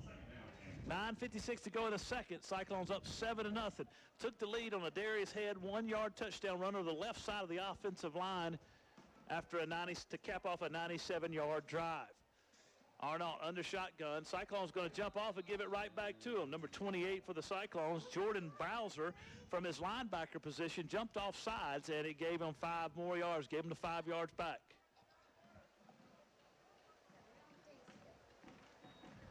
Coach Caldwell having a word with him when he comes off the field. Tell him to watch the ball. Center's replacement in, number 6, Simmons, Jaden Simmons. Mid-Carolina huddles about 7-8 yards behind the line of scrimmage. The center's number 61. He leads the team to the line, Grayson Long. He's a senior. Arnott under center. Takes the snap, hands it off on dive play. This time to hedge pass. Cyclones there to meet him. He gained about 2, brings up 3rd down and 3 for the Rebels. Straight dive there, Jeff. Yep, picked up a couple yards, 3rd and manageable. 9-11, 9-10, clock ticking. Cyclones up 7-0, second quarter. Perfect night for football, Clint. You know, we moved this game because of rain for tomorrow, heavy rain, and we've had a little bit of a drizzle here. I've seen a few umbrellas out, but nothing that's going to make playing conditions sloppy thus far. Arnott under center. Hedge pass, dots the eye, got a fullback in front of him. Takes the snap this time, he's going to try to throw it. Got a man open across the middle. That's number 2. That's Shelton Brooks. Brooks caught the ball at the 45-yard line, got up to the Cyclones 40 before he's tackled out there by number 6 for the Cyclones, Simmons, Jaden Simmons. Nice play, nice throw, nice catch and throw, I should say, by the quarterback and the receiver. Receiver just found a spot inside, found a safe spot, past the first down marker. Cyclone chain crew has a little bit of a knot in the chains over there. I believe that's Donnie Wade, that's the auditor. He's been able to move them chains around. I tell you, he can count taxes too. Yeah. Sends me a notice. Yeah. About ready to get another one. Arnold under center. Takes the snap. He fakes the handoff. A little play action pass. He's going to try to throw downfield. Cyclones giving chase. He throws it out of bounds. Andre Evans was in coverage for the Cyclones. I don't know why I want to call him Avery. I'll get it right before the season's over. You know what that play does right there, though? It at least it makes Chester respect the fact that they're going to try to throw it a little bit. That's right. Keep the defense honest. Yep. They certainly want to run the ball, but they're going to throw it enough. 8:07 to go in the second quarter. 7-0 Cyclones. Mid-Carolina with their second drive. They hold the football now. Their goal coming into the game was to shorten the clock, deflate the football, and hold on to it. They're being able to do that so far against the Cyclone defense. Coach Caldwell, Coach Talkman look over, try to signal in a play, evaluate what's going on. Coach Schofield on the top, sending word down to them from the headsets. Arnold under center, moves his fullback to the left side as an H-back position. Takes a shotgun snap, hands it off to his running back hedge path over the left side. Jalen Woods meets him in the hole along with number 32, Kajarius Jackson for the Cyclones. Brings up 3rd down and long. This is where they don't want to be. Exactly. Good job. Right there. 3rd down and 9. I look for him to come back to that same pass play that got them the first down last time, Clint. Guy in the slot, little deep end cut, little in route. Just find a little area. Timeout, Mid-Carolina will take it with them. It's 7-0, 7:37 to go in the second. Cyclones up over the Rebels. Cyclone football, WRBK. Tonight's Chester Cyclone football game is made possible in part by Hamilton, Delaney, Greer, and Cotton. Attorneys at law providing legal services since 1907. Attorneys Milton Hamilton, Greg Delaney, Brian Greer, and Nick Cotton have a general practice of law with offices in Chester and Great Falls. Hamilton, Delaney, Greer, and Cotton support all the schools in Chester County. Tonight's Cyclone football coverage on WRBK made possible in part by Dr. Sam Stone and his staff at Lowry's Family Medicine in Chester. Lowry's Family Medicine provides health care from birth to the golden ages and is located at 517 Doctors Court off of Wilson Street Extension. Dr. Sam Stone and his staff are proud supporters of the Chester Cyclones. All right, we're back here. Cyclones up 7-0 at Cyclone Stadium. 3rd down and 9 for the Mid-Carolina Rebels. Second offensive possession of the night for the Rebels. They're moving right to left. Ball's at the Cyclone 39-yard line. They got to get to the 30 for a first down. Quarterback takes a snap under center. He's running out, trying to run a screen play. He's got a man out there to open. He's going to get the first down and just over the 30-yard line down to the 29. He had to get 9. He got 10, and he hit his running back out there in the flat. That was number 32, Jeff. You talked about that play down at the goal line. I did, and just remember that guy down in the goal line the next time. Bates in the flats over there. Cyclones gave pressure and almost tackled Arnault in the backfield, but he was able to get the ball loose and able to get the ball thrown, and it was a first down. Outside of the first play of the game for the Rebels where they threw it, he underthrew it. I've been really impressed with this quarterback. He gets the ball in the right places. Very accurate. He's a junior. He's a 5'10", 180-pound junior. He's under center. Takes the snap. He's going to hand it on a sprint draw to his running back hedge pass. Cyclones starting to settle this up. Ball's on the ground. Cyclones pick it up. Ball was fumbled at the 30-yard line, knocked out by Octavian the Tank Mentor. He wants us to know he knocked it out. The ball was picked up by number 28 for the Cyclones, Jordan Bowser. Jordan was tackled as he crossed over the 40-yard line on the return, but the officials are talking about it right now. Having some discussion whether or not he was down. Nope. Cyclone football, big play, big turnover. Now the Cyclones take it over, 1st and 10. Another big stop by that defense, Jeff. Yep, good stop by the defense. Gives the offense great field position. Now we got to do something with it. 6:56 to go. Huge turnover there caused by the Cyclone defense. Octavian the Tank knocked the ball loose, and Jordan Bowser picked it up. He rumbled down about 9-10 yards on the return before he was tackled by the quarterback for Mid-Carolina. That's Arnault. Zan Dunham in an empty backfield set. 3 receivers to the right side, 2 to the left. Sends a man in motion from left to right. Waiting on the snap. That's Andre Evans. Takes it out. He throws it to Andre. It's high. Ball falls incomplete. Zan got to throw that ball in there, Jeff. He floated it out there. Yeah, and a lot of that has to do with arm slot, arm positions, almost like a pitcher. Your elbow's kind of dragging right next to your waist. The ball's going to sail on you. Yeah, he threw the ball high. He got it down. He picked up some yards in that kind of sweep. I'd like to see him run that jet sweep action there, a little shuttle pass, you know. 3 receivers to the left side of the formation this time. Dunham in the shotgun. He's got it. He's going to throw across. He's got Jonathan Goldsboro out there. Ball is up. It's going to be intercepted. Ball falls incomplete. Brings up third down and long for the Cyclones. That was a ball thrown a little bit ahead of Jonathan. Jonathan sat down, and Zan was off by about a yard. Good defensive play out there by Darian Bookman, senior, for the Rebels. I thought he had it, Clint, but must have dropped it or was stripped out of his hands. But he had the interception. 3rd down and 10. Ball's on the 39-yard line of the Rebels. Of the Cyclones. They're moving left to right. Blue pants, red jerseys, blue helmets. Just trying to capitalize on the turnovers. Zan Dunham takes a shotgun. We got a penalty on the field. Not sure what it's going to be. Thrown by the line judge from his position against the Cyclone bench. Got a legal procedure on the Cyclones. Back them up 5 yards. Brings up 3rd down and 15. Coach Floyd can't be happy with that. 3rd and 15 is not good for us either. No, it's not. Not the way we're throwing the ball right now. Got to work out some of these kinks. You got to remember, no 7-on-7s this summer. Yep. Not a lot of ball action for the first 9 weeks of summer workouts or anything. Zan Dunham takes a shotgun snap. He's going to roll down the field. He's got a man open, throws it incomplete. Ball falls incomplete. Number 15, Doolittle drops the football. Or he had an interception. He had an interception and a lot of GG in front of him. But Zan missed that throw. Jonathan Goldsboro was on a seam route. He was open if he'd have tossed it up high enough for him to get it. Jagan Hinton on the punt for the Cyclones. Last time we saw Jagan Hinton punt for the Cyclones, Jeff, was in the state championship. Wow. On 4th down, and he fumbled the punt, remember? Vividly. Octavian the Tank Mentor is the long snapper. Jagan Hinton on to punt, gets a good snap, catches it. Oh, it's got a good punt. It's a low line drive punt. It's going to take a Cyclone roll. It's going to bounce to the 30-yard line, down to the 25-yard line. It's going to be down inside the 25 by the Cyclones. 6:26 to go in the second quarter. Cyclones up 7-0. Just punted it back to the Mid-Carolina Rebels. They'll take it over 1st and 10 on their own 25. Got a few former Cyclones listening tonight. Jacob Waldrop, as we know. What's up, buddy? Jacob's in Albemarle tonight. And Austin Kerr, listening in to us from Charlotte, North Carolina. What up, all dog? Wasn't long ago he was punting. I remember him making a fake punt in the state championship. Remember that?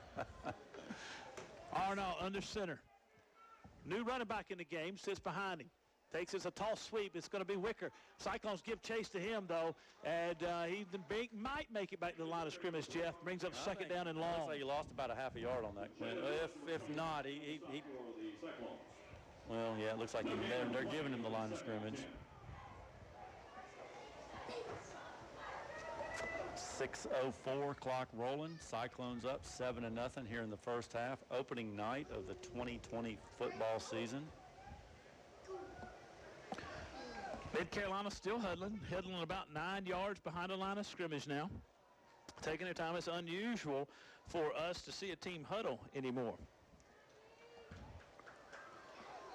Quarterback brings his team to the line. He's under center.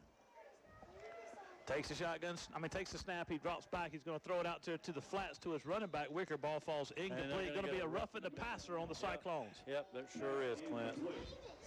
Penalty marker is on the field.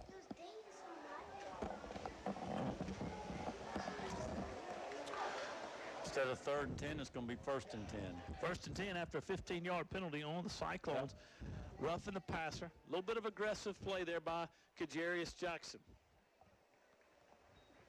Personal foul penalty against the Cyclones to move the ball to the 40-yard line for Rebels first down. 1st and 10 from the 40-yard line for the Mid-Carolina Rebels. Moving right to left, wearing all white uniforms. White pants with a brown or kind of a maroon stripe down the side. White helmets, white jerseys with maroon numbers, and MC on the helmet. Moving right to left, gets the Cyclone defense. 5:33 to go in the second, trailing the Cyclones 7-0 here at Cyclone Stadium. Quarterback takes the snap under center, hands it off to his running back on a hesitation play. He's got some running room, 45-50. He's still on his feet, 45-yard line, tackled out there. Looks like he was tackled by number 4, Kamani Tobias for the Cyclones, and that was a touchdown, perhaps a touchdown-saving tackle. Yeah, man, you know, he cut to the outside. If he cuts to the inside, he easily gets another 10 to 12 yards. Brings up 1st and 10, balls on the Cyclone, 45 now. Cyclones in a 3-3-5 defense. That traditional defense Coach Floyd's teams like to run. You know, for an opening game for both teams, I'm really impressed with how they're playing. I mean, penalties have been, you know. Good execution on both teams. Yeah. Nobody's really hurt themselves. No. The fumble was a fumble that was created. Quarterback takes the snap, hands it off to Wicker, this time up the middle on a dive play. He's going to get to the middle of that line, tackled by one of the Cyclones. After he gained 3 yards, brings up second down and 7. 5:15 to go in the second.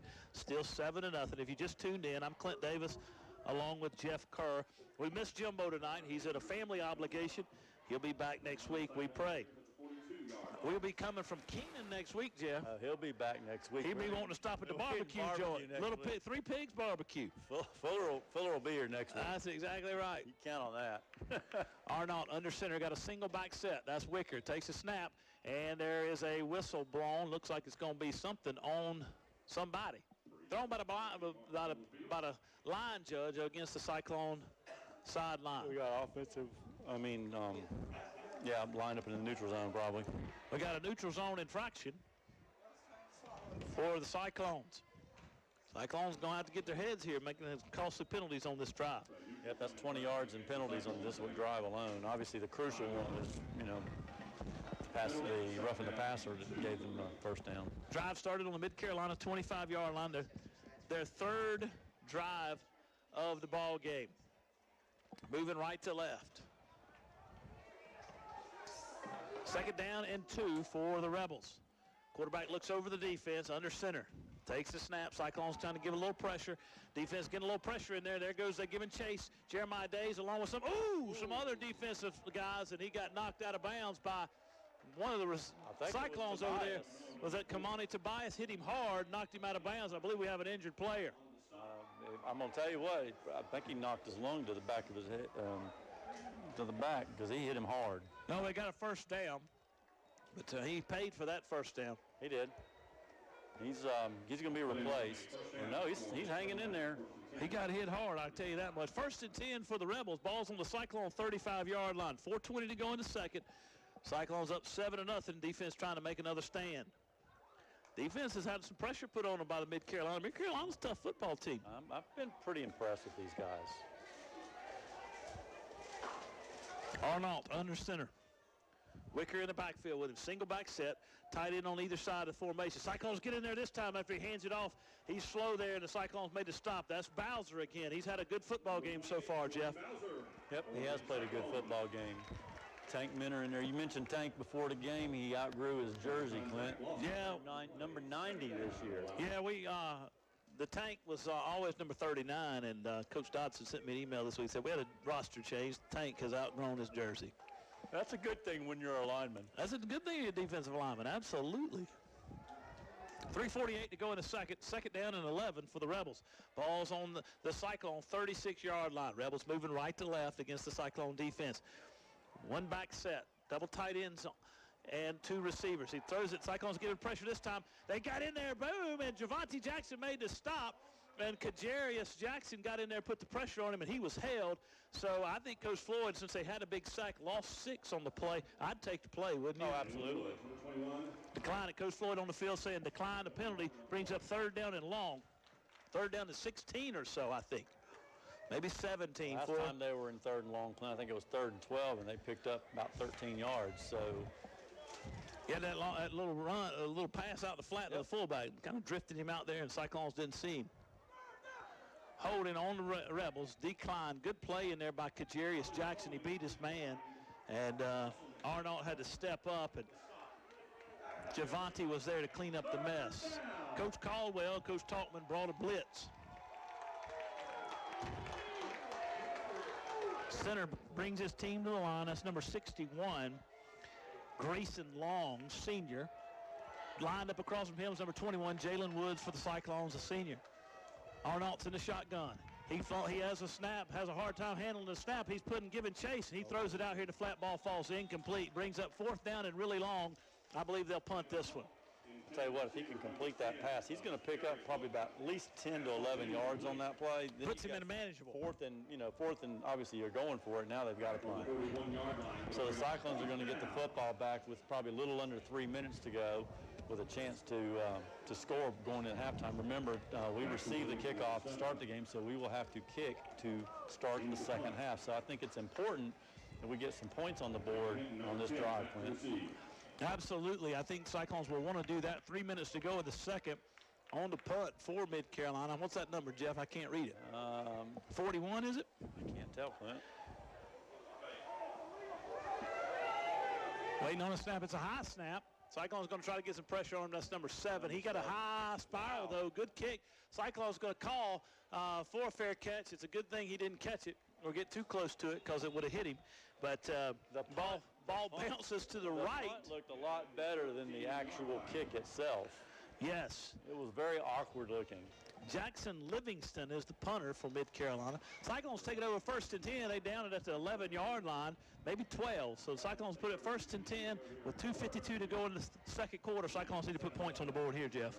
Yeah, I think it's real important for the Cyclones. You got eat up the rest of the first half clock and go into halftime up 2 scores, because you've got to give them the ball the second half. Sam Dunham in the shotgun formation, hands it off to Darius Head. Head pulls his way through Doolittle. He's still on his feet, man. He kept driving. Doolittle hit him at the 15, and Head made it out to the 18. He got 3 more yards after contact. We call them yaks, Jeff. You know, when you look at Dunham and you look at Head in the backfield, that's about 450 pounds of pretty solid muscle back there. Yeah, that's some studs coming through there. Zan's 185, Head's 200. Shotgun snap. Zan going to roll to his right. He's going to cut upfield, 20-yard line. He's got the first down, or close to it, about the 22-yard line. Cyclones moving it left to right here with red jerseys, blue pants, and blue helmets against Mid-Carolina. Mid-Carolina's been in their base 3-4 defense all night long. Cyclones have it 3rd down and 1. Ball's on their own 22-yard line. Coach Floyd calls his play in. Dunham gets it. He barks out the orders to the offensive lineman, brings Darius Head in the backfield. Darius is going to line up to his left, about 3 yards to his left. He's social distanced well over there. Zan Dunham's waiting on a shotgun snap. And Mid-Carolina jumps off sides. That's a Cyclone 1st down and a clock stopper. 7-0 Cyclones, 1:52 to go in the second. Got it 1st and 10. Ball's going to be just over the 26-yard line where the Cyclones will put it in play. Got a nice new mural painted on the visitor wall over there. We can all see it. It says, "We are Chester." Coach Campbell was real excited to get that up there, and we're glad he did. It looks sharp. Dunham in the shotgun, 145 and counting. Looks over the defense, takes a shotgun snap, is going to roll to his right, gets a ghost block by Hebb. He throws it downfield. He's got a man open. Oh, no! And he had two guys open out there, Andre Evans and Jagan Hinton. The ball hits Jagan in the hands, and Jagan had 6 if he holds on to the football. Wow, man, what a break for Mid-Carolina right there. We had 2 receivers in the same spot, so I'm guessing somebody ran the wrong route, but that was a very well-thrown football. Beautifully thrown ball. Catches it, it's a touchdown. 136, man, 135 to go in the second. That's a huge, huge missed opportunity for the Cyclones here as they have the ball for the 4th offensive possession of the ball game here. Moving left to right with 135 to go in the second. Dunham takes a shotgun snap. He's going to try to go upfield on a draw. He gets over the 30-yard line. He's going to push his way forward to the 32, 33-yard line. Gains 6 on the play, brings up 3rd down and 4 for the Cyclones. Coach Floyd calling his play in. Cyclones moving awful slow, I think. We'll see what's happening here.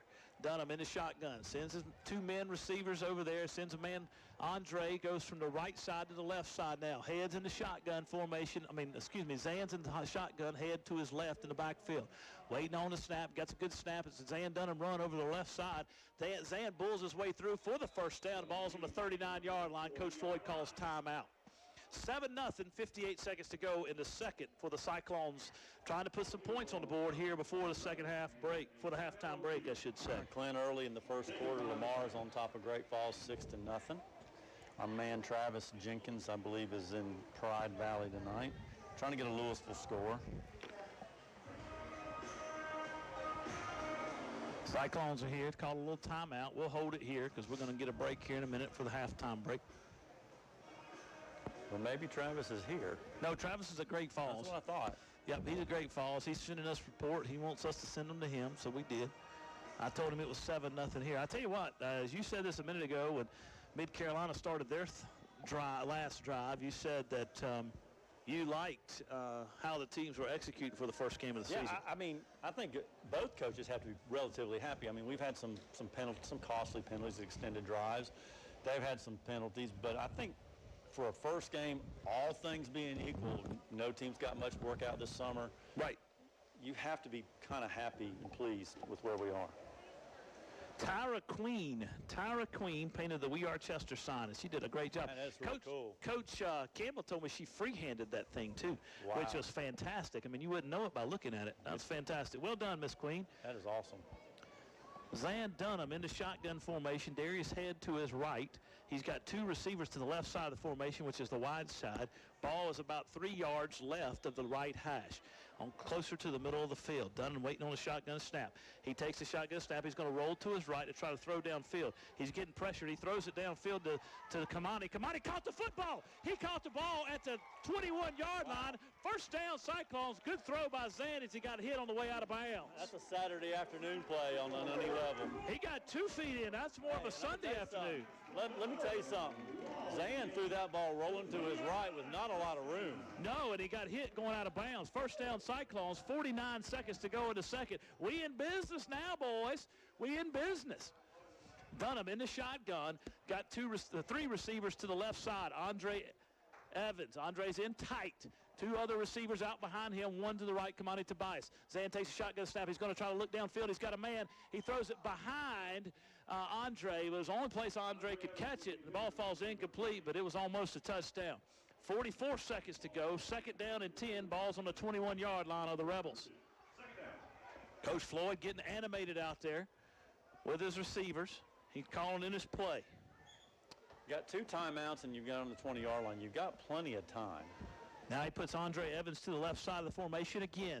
Kamani Tobias to his right. Takes a shotgun snap. He's going to roll to his left. Darius Head got him a good block out there. He throws it out. He's got a man. That is number 1, Raphael Pendergrass. He gets inside the 5-yard line where the Cyclones will put it in play. First and goal with 36 seconds to go in the second. Zan was able to plant his feet, square his shoulders. He made a great throw.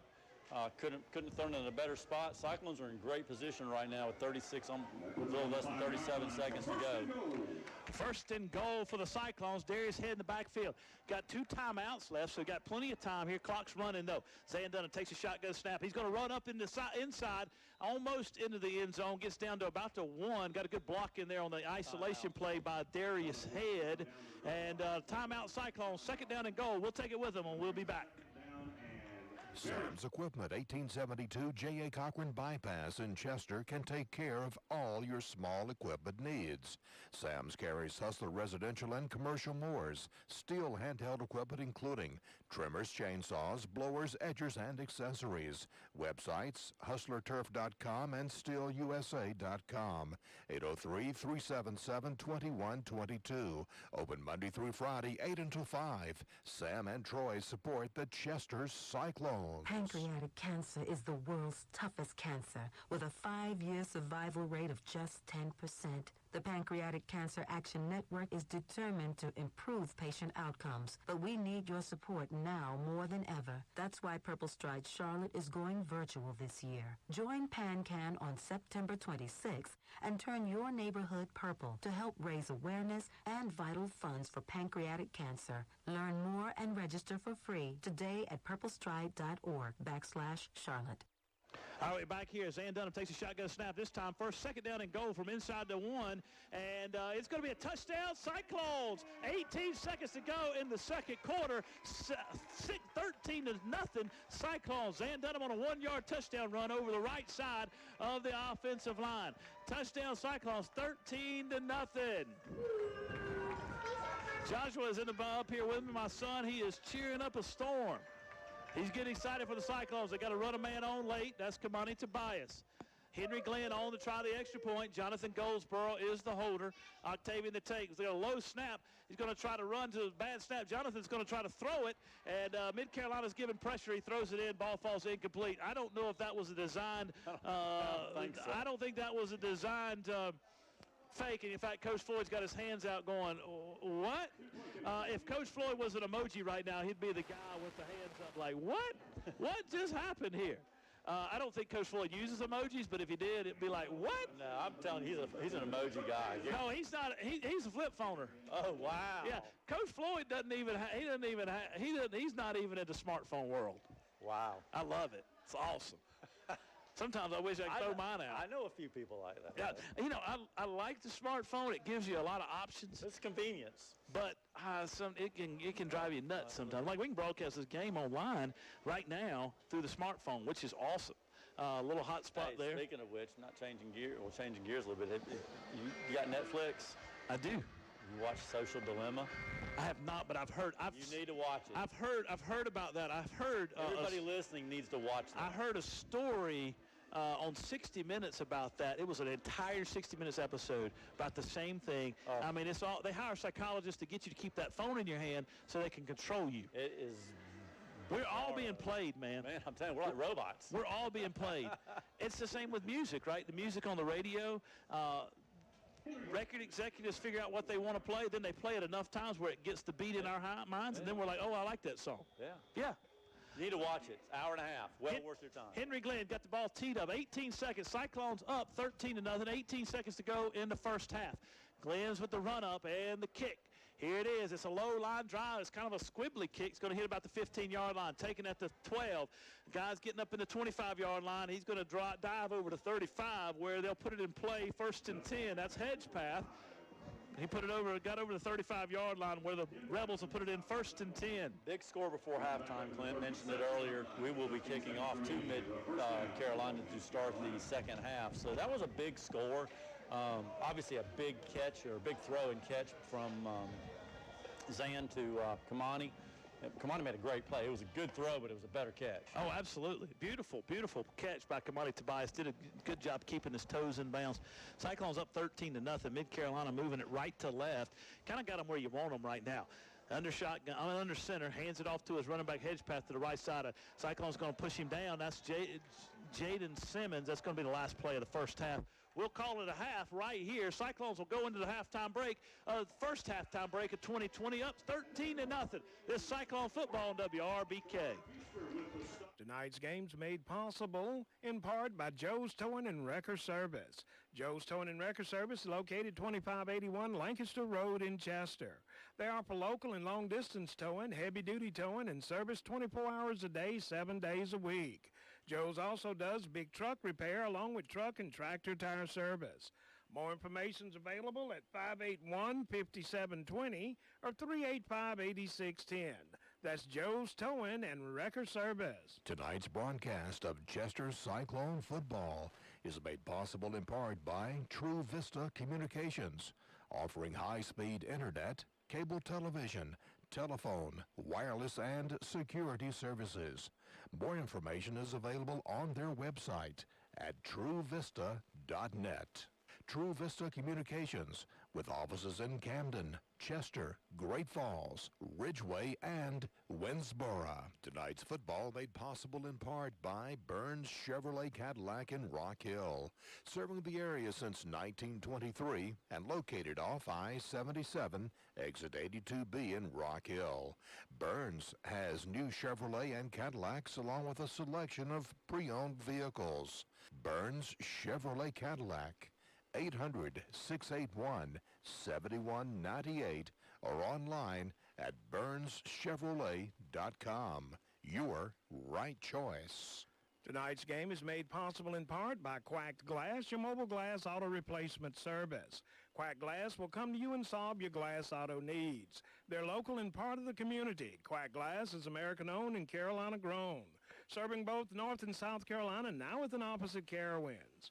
866-787-8225 or online at quackedglass.com.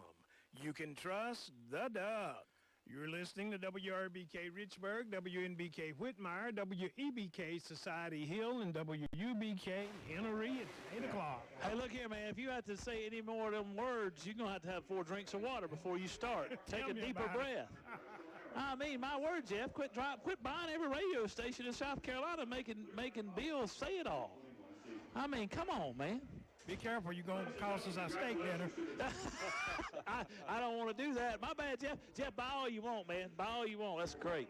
So we're here at Cyclone Stadium. Cyclone's up 13-0, 12 minutes to go at a halftime break. Jeff, I mean, we talked about this in the first half. Both teams, I mean, it's been a good first half of football. The difference right now is a 4th down missed pass by Mid-Carolina, which, was a 4th down stop for the Cyclones in the first quarter, but really it was a missed pass because the guy was going to walk in the end zone. Absolutely. And then a big play at the end of the first half with Zan hitting Kamani down the field for a 45-yard pass. Other than that, this thing has been neck and neck. It's the difference between us making a big play and them not making a big play. That's correct. We scored on the second possession, stopped them down there in our red zone. Right.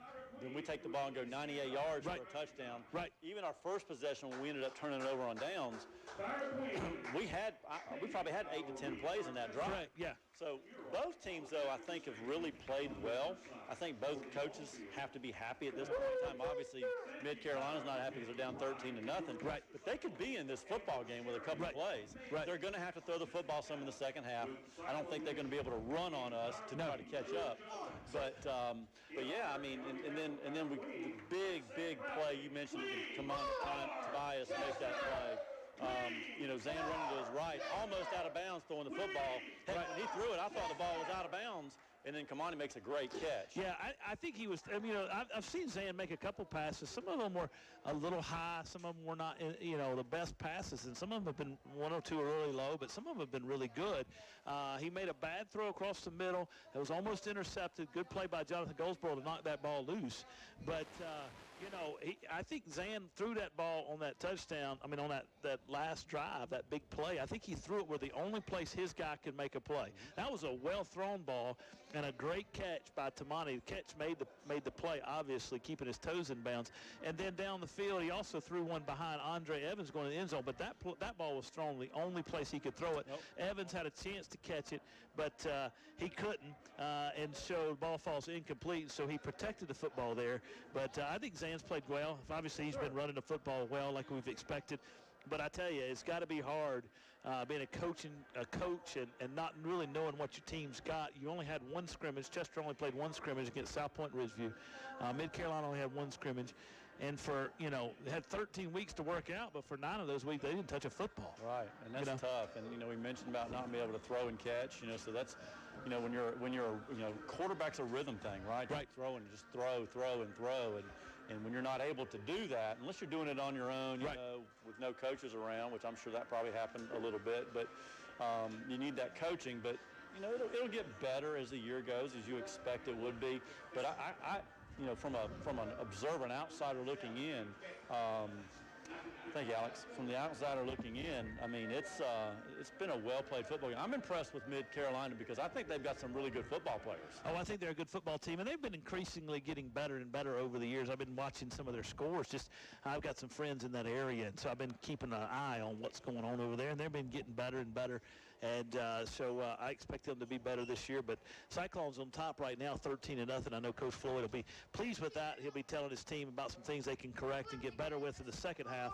And we'll take a break, and we'll be back. Cyclones up 13-0 here at Cyclone Stadium. First game of the season over the Mid-Carolina Rebels. Cyclone football, WRBK. This Cyclone football game coverage is brought to you in part by MCON Construction, a general contractor using Nucor Building Systems. MCON specializes in industrial, commercial, and agricultural buildings, as well as foundation and renovation work. MCON Construction, located on Lancaster Highway in Richburg, 789-6266. Tonight's broadcast of Cyclone Football made possible in part by Chester County Natural Gas Authority. As Chester County Natural Gas celebrates 60 years of service to their customers, they remind you natural gas is the most efficient and effective way to heat your water, heat your home, dry your clothes, and to cook your meals. Contact Chester County Natural Gas Authority Monday to begin enjoying the comfort and affordability of clean burning and efficient natural gas. This broadcast of Chester Cyclone Football made possible in part by Founders Federal Credit Union. We're working to provide their members opportunities for financial success is only part of their commitment to Chester County. Founders makes it their mission to support this community, from arts to education to economic development. Founders, committed to bettering lives by bettering communities. Member NCUA. For over 77 years, Fairfield Electric Cooperative has delivered electric energy to our consumer owners. As a Touchstone Energy Cooperative, we are part of a nationwide community of local, not-for-profit cooperatives committed to enhancing our customers' lives and livelihoods by providing reliable power, high-quality customer-focused service, and valuable products and services. We're Fairfield Electric Cooperative, your Touchstone Energy partner. Proud to be a part of tonight's Cyclone football coverage on WRBK. Ready. Hey, Clint, I got some good news. I know. Yeah, I got some good news for you. All right, talk to us. The NCAA is going to rule that there's no minimum win requirements to go to a bowl this year. So you're bowling this year, baby. Pack's bowling. Hey, why you got to do that, man? I mean, hey, I watched that game last week. They were very entertaining against Wake Forest. It was. I'm impressed. They got a new, of course, I've said this all along. It's all, in Raleigh, it's all about coaching. They've had decent athletes. Oh, absolutely. But it's all about coaching. And I've said all along, last year they were a complete disaster on offense because the coaches were way over their head. And I thought they were a disaster on defense because the coaches were over their head. But Coach Dorn has made some changes.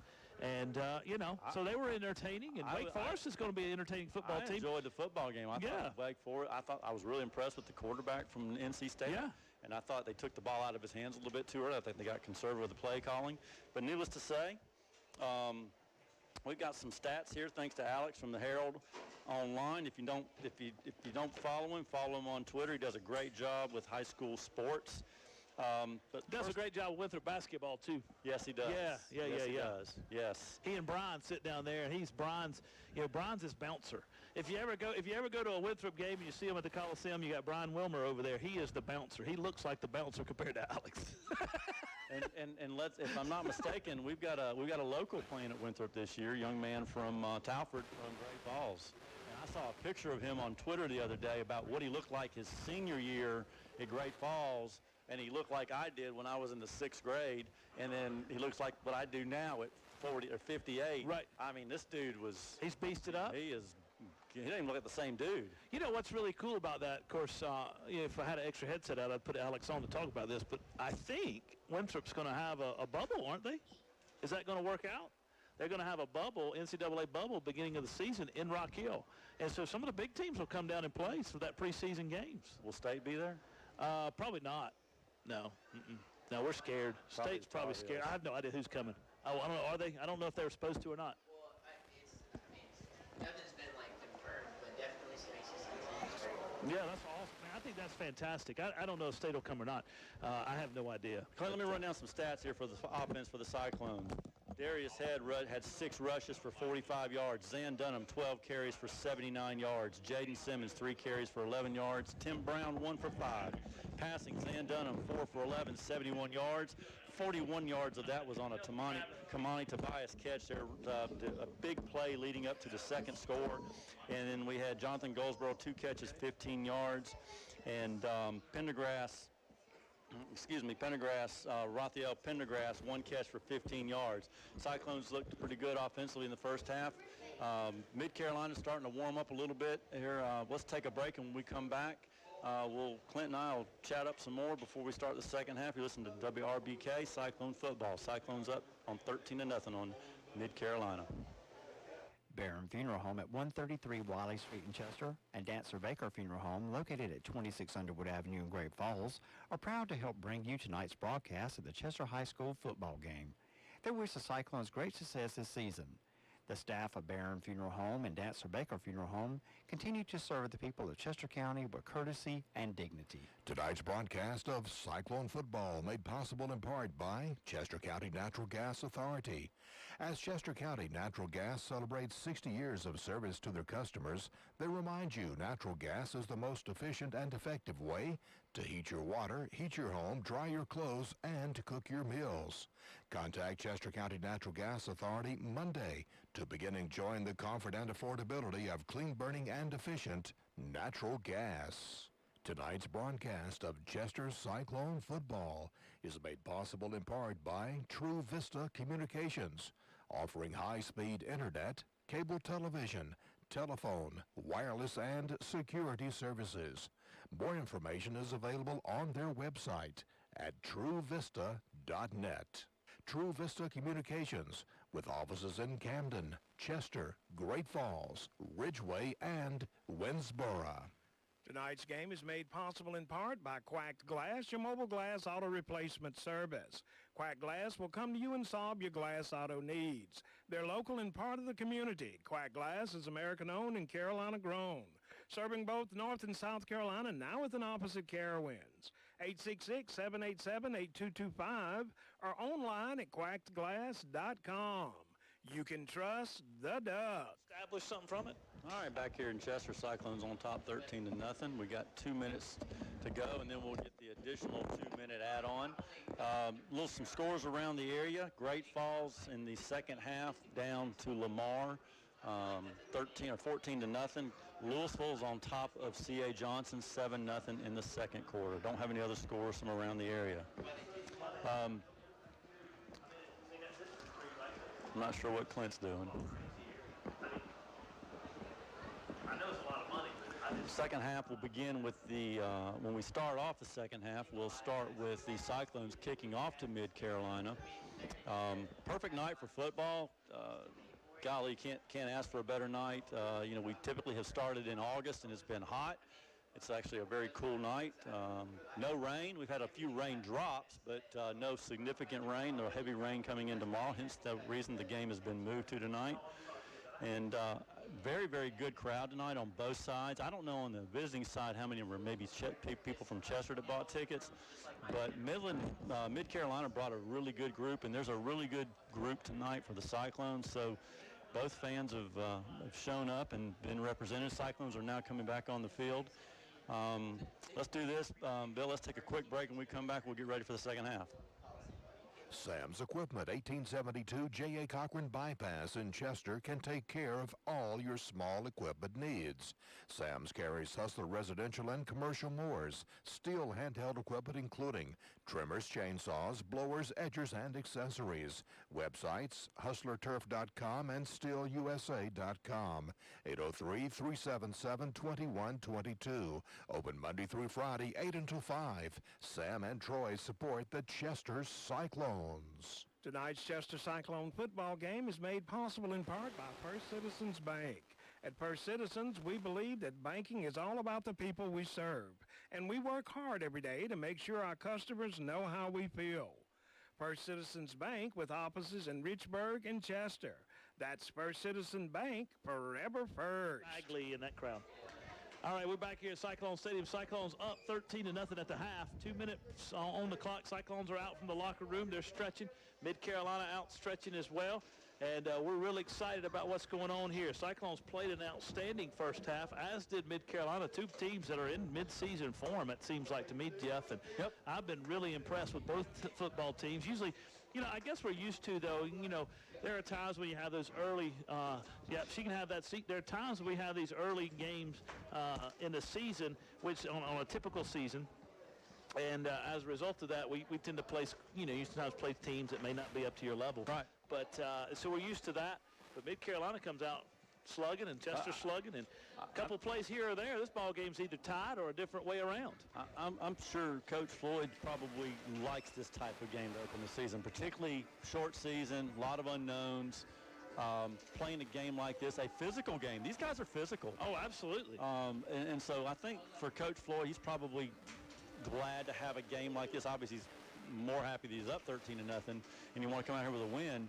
But playing a team like this, a physical team, will get you ready for, you know, some of the other games down the road. Oh, absolutely. He was looking forward to a physical football game. In fact, had scheduled a couple teams, Blacksburg and several others, to get ready for this in a scrimmage a couple weeks ago.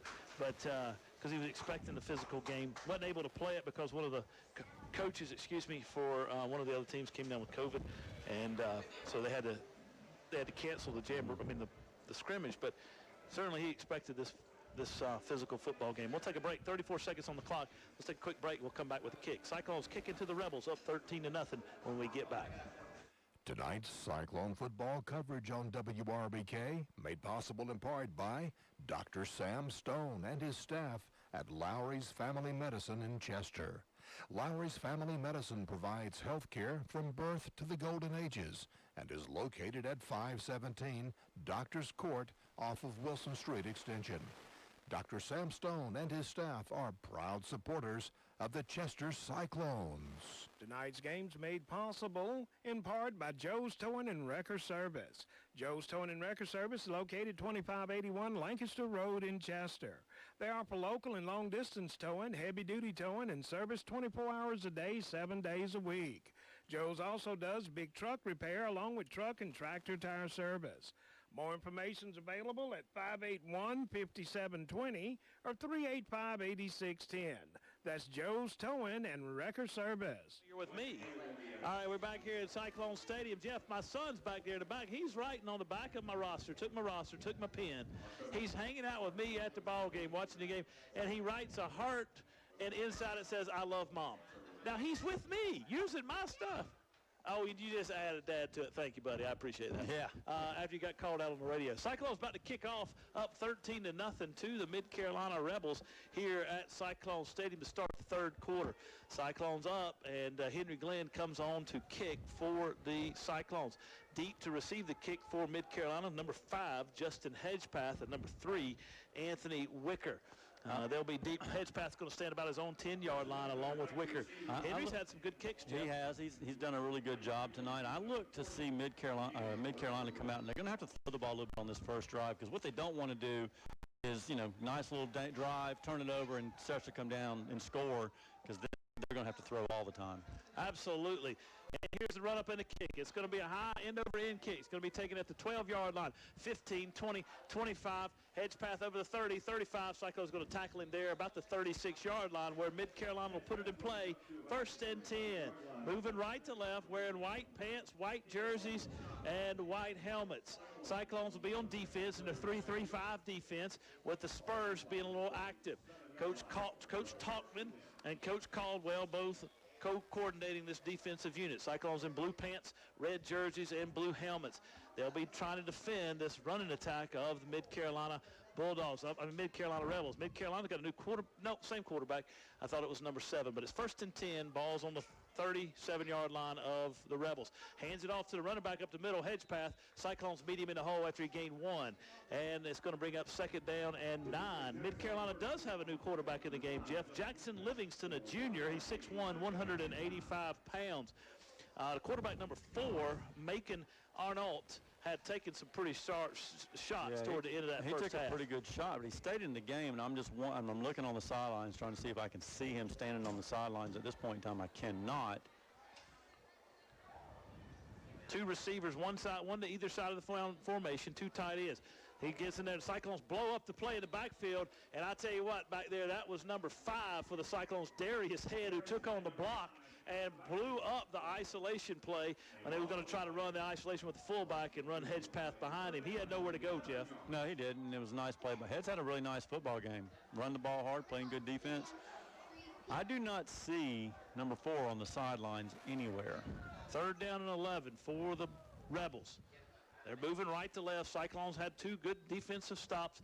10:45 to go in the 3rd. Cyclones up 13-0. Want to get a stop, get off the field here, Jeff, and get the football and try to go up 3 scores. Well, we're getting ready to find out what kind of arm this young man has here. Jackson Livingston under center. In the I formation, turns around, fakes the handoff. Cyclones putting pressure. Kajarius Jackson forces him to his left.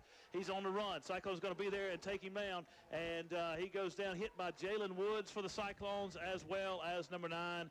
That's going to be Sherrard Feaster. He got back to the original line of scrimmage, gained 2 on the play, brings up 4th down and 10 for the Bulldogs. He ran for the 18 Rebels. yards to get 2.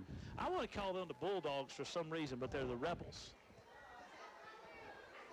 They probably wouldn't want you to call them the Bulldogs. No, they wouldn't. No, no. I don't know why I've done that like 3 times tonight. 10 minutes to go in the 3rd. Cyclones have come out with a 3 and out, looking to receive the punt from Jackson Livingston. Back deep to receive the punt, number 10, Jagan Hinton for the Cyclones. They're all looking to the sidelines like there's a magic play coming up. Well, they're trying to count the players. Now we got They got 11. Counting the players. Waiting on the snap. Last time they punted had a bad snap. It's kind of a wobbly snap, but it was a good snap. He got it. He got a good punt up. It's a high end-over-end punt. It's going to be taken by Jagan. It fumbles it, and he muffs the punt. Mid-Carolina dives on it at the 30-yard line. So the Cyclones turned it over after Jagan Hinton muffed the punt. Cyclones bring their defense back onto the field. They had a good stop, but now they've given life to the Rebels. There it was again, giving life to the Rebels.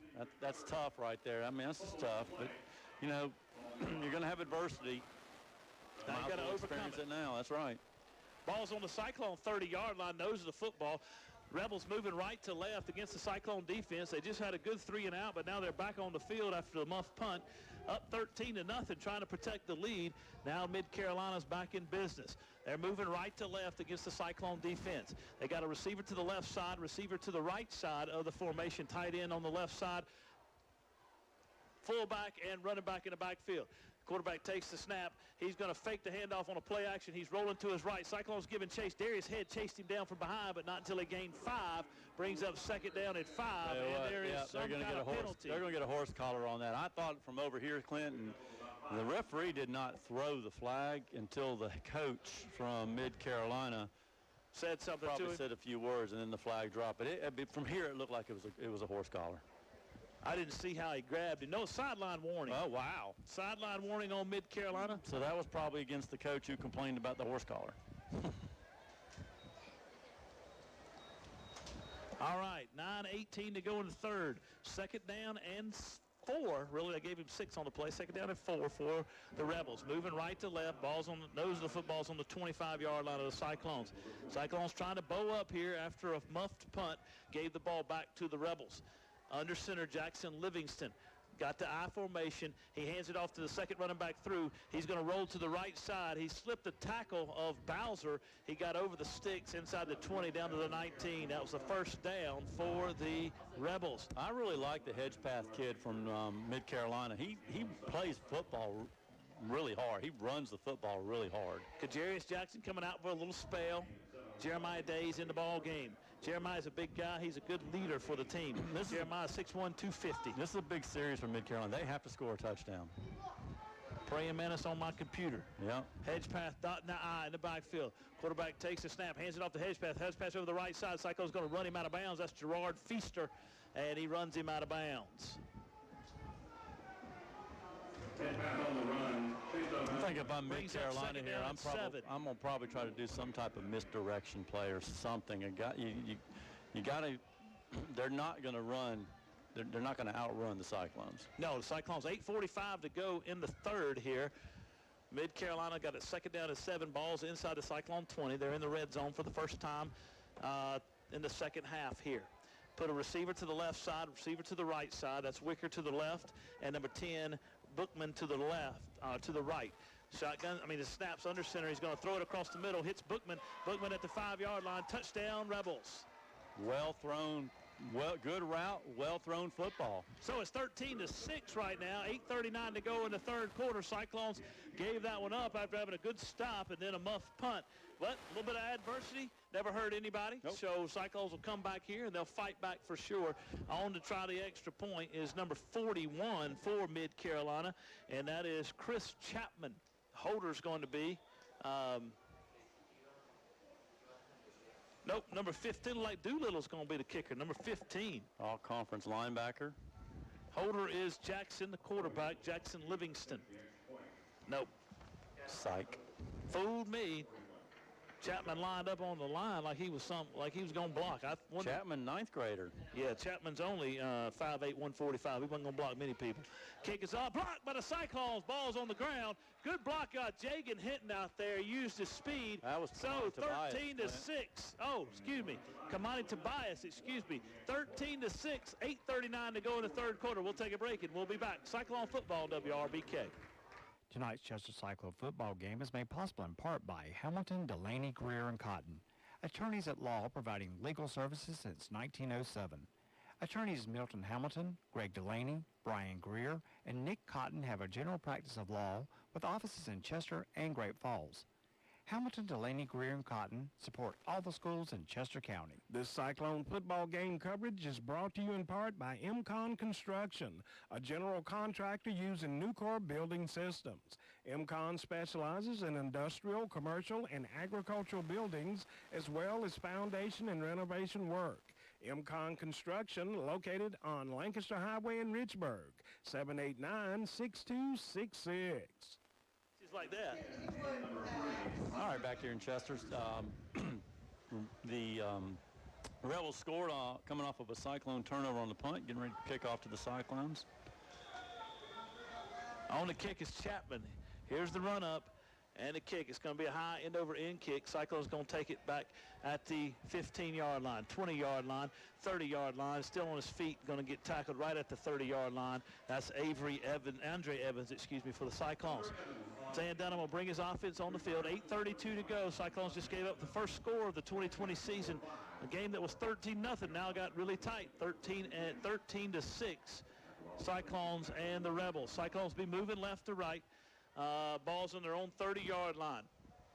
Against the Mid-Carolina defense in a 3-4 look. They have 3 down linemen, 4 linebackers. They've been bringing some pressure from the outside. Their star linebacker is number 15, Doolittle.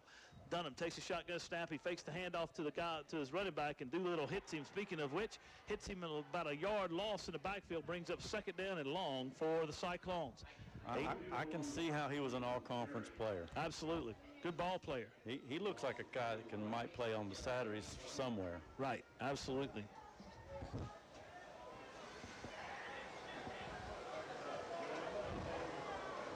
Cyclones now looking over the plan, trying to take a little bit of time off the clock. 8 minutes to go in the third. Cyclones up 13-6. Javante Jackson at the H-back position. Takes a shotgun snap, Zan does. He's going to roll to his left. He throws downfield. He's got a man open. That's Jonathan Goldsboro. Jonathan drops the football. That's like the second time one of Zan's receivers have dropped the football on a pass down the field, which would have been a big gainer. Brings up third down and long for the Cyclones here. Good pass. It was a good throw. It was a very good throw by Zan.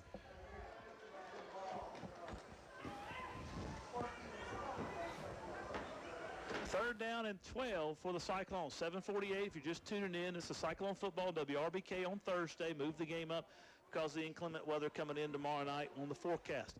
Clint Davis and Jeff Kerr here calling the Chester Cyclones. We missed Jim Fuller, and there's a timeout on the field. Coach Floyd called timeout. We'll take it with him. Cyclones up 13-6. It's Cyclone football on WRBK. This broadcast of Chester Cyclone football is made possible by Polk Bell Bonds, serving Chester County for over 30 years. Polk Bell Bonds executes surety bonds in all state or federal courts and can provide GPS, electronic, or alcohol monitoring. Ned Polk is available anytime at 581-POLK, 482-POLK, 789-POLK, and 872-2222. Polk Bell Bonds. Tonight's game is made possible in part by Quacked Glass, your mobile glass auto replacement service. Quack Glass will come to you and solve your glass auto needs. They're local and part of the community. Quack Glass is American-owned and Carolina-grown, serving both North and South Carolina, now with an opposite Carowinds. 866-787-8225 or online at quackedglass.com. You can trust the Duck. All right, back here, Cyclones have a big third down here to start the third quarter. Zan Dunham takes a shotgun snap. He rolls to his left, try to throw, and he's going to be hitting the backfield on a delayed blitz by number 15, Doolittle. He corrals Zan, and Zan loses about 6 on the play. Brings up fourth down and long for the Cyclones. Tell you what, that turnover was a big momentum shift. It was, Clint. And now the Cyclones are going to be forced to punt. Mid-Carolina is going to get pretty good field, because it doesn't look like they're going to send anybody back. Deep to punt for the Cyclones, number 10, Jagan Hinton. Tank Minner is the long snapper. It's a high snap. Jagan gets it. They're bringing the house, and Jagan gets a good punt off. It's going to hit. Take a little bit of a Cyclone roll. Hits at the 40-yard line. Going to roll out to the 45, where the Cyclones will down it. The Rebels will put it in play 1st and 10 from the 45. Plus field position for Mid-Carolina as they begin their third drive of the second half. 7 minutes to go in the third. Cyclones up 13-6, but Mid-Carolina's got the ball in really good field position and all the momentum right now. Defense needs to come up with a stop. Coach Talkman and Coach Caldwell certainly calling into plays and have had that conversation with their defensive unit. Ball's nose of the football on the Cyclone 45. They're staying their 3-3-5 defense. Mid-Carolina in the I formation. Livingston under center, hands it off to Hedgepath, who dotted the I. Ball, he gets tackled in the backfield for a loss of 2, brings up second down and long. Tank Minner got in there pretty quick, Clint, for able to grab the legs and bring him down. Good play by the Tank there. Number 90. Mid-Carolina stays in the huddle. Livingston goes to the sideline, gets his play. Now he brings it into his team. They'll probably stay, I would imagine, Jeff, in this I formation now. They're right where they want to be. They're not too far down and certainly are able to run their offense with plenty of time. Livingston under center. He's got 2 receivers to the left side, a tight end to the right side of the line. Waiting on the snap. Takes the snap. Play action pass. He's looking downfield. He throws out here to his to his fullback in the flats. Threw a little behind him. Fullback made a catch and went down. Listen, there wasn't nothing good about that throw. No. But for a guy that big falling down and making that catch, pretty impressive. Yeah, Jamon Bates. Let's give him a credit. Let's call his stats out here. Jamon Bates. Listen to this one. 5'8", 220. He was a little nimble fella, wasn't he, Jeff? He's like a bowling ball. You know, he had that nice conversion on third down. Mid-Carolina's huddled up 9 yards behind the line of scrimmage. Jackson Livingston gets the play call, runs in off the sideline. Back when I was playing, you ran somebody in. The quarterback's going over every time. That's going to wear him down. I've never understood that. Tight end on the right side of the formation. I formation. Livingston, Cyclones giving pressure. Javante Jackson's giving pressure. He throws it down the field, and the man breaks free, and he catches it. That's Wicker. Good coverage out there by Kamani Tobias. That was just a great play by the receiver who broke free and went and caught a ball, but it looks like we're going to have a holding call here against Mid-Carolina or something. Kamani actually was asking for an offensive interference. It was really hard to tell from this side, but it looked to me like he did push off, but it doesn't matter. It's a holding, so it's coming back. Holding call, Mid-Carolina. That was good coverage out there by Kamani. He was where he needed to be. Receiver just went and got the football, didn't he? Yeah, it was a good play. Third down and really long All now. for naught, my man. I don't think Mid-Carolina's got a 3rd and 20. I may be wrong. I don't know if they got a play dialed up. I think they just try to get a few yards and punt it and see if their defense can hold the Cyclones.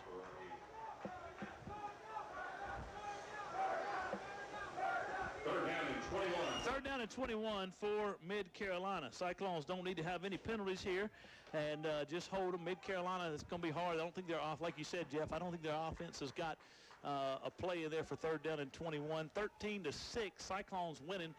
5:12 to go into third. Big 3rd down play here for the Cyclone defense. They're dropping off Zan Dunham in the free safety position. Going to throw it out here on a wide receiver screen. He's got some running room, but Jonathan Goldsboro and the rest of the Cyclones pursue to the football, wrestle him out of bounds. Coach Caldwell getting in there and talking to the guys and giving them a high five for making a good play. He got 10. He had to get 21. Brings up 4th down and long for the Rebels. I wonder if this is a point in time in the game where it's been kind of a little bit back and forth. Is this the time where we see a fake? I don't know. Just got a score from Travis. Lamar's up 21-0 over Great Falls. Yeah. Almost at the half. I don't think we see a fake right here. It's too long. If it's 4th down and 5, I would say so. But Your quarterback is your punter. 4th and 11, I think that's going to be. Coach Caldwell's telling the guys look out for it, though. Punter's back. Livingston stands at his own 40-yard line. Ball's at his own on Cyclone 47. Gets a good snap, and here's the punt. It's high punt. It's good spiral. It's going to hit and take somewhat of a Cyclone roll. Then it bounces back about 2 yards toward the Cyclone end zone, where the Cyclones will put it in play. 1st and 10 from the 18-yard line. 4:06 to go in the third. Cyclones up 13-6. Zan Dunham brings his offense on the field. Darius Head in the backfield with Zan. Andre Evans comes off. Kamani Tobias on at the slot position on the right side of the offense. Jonathan Goldsboro in the slot to the left side.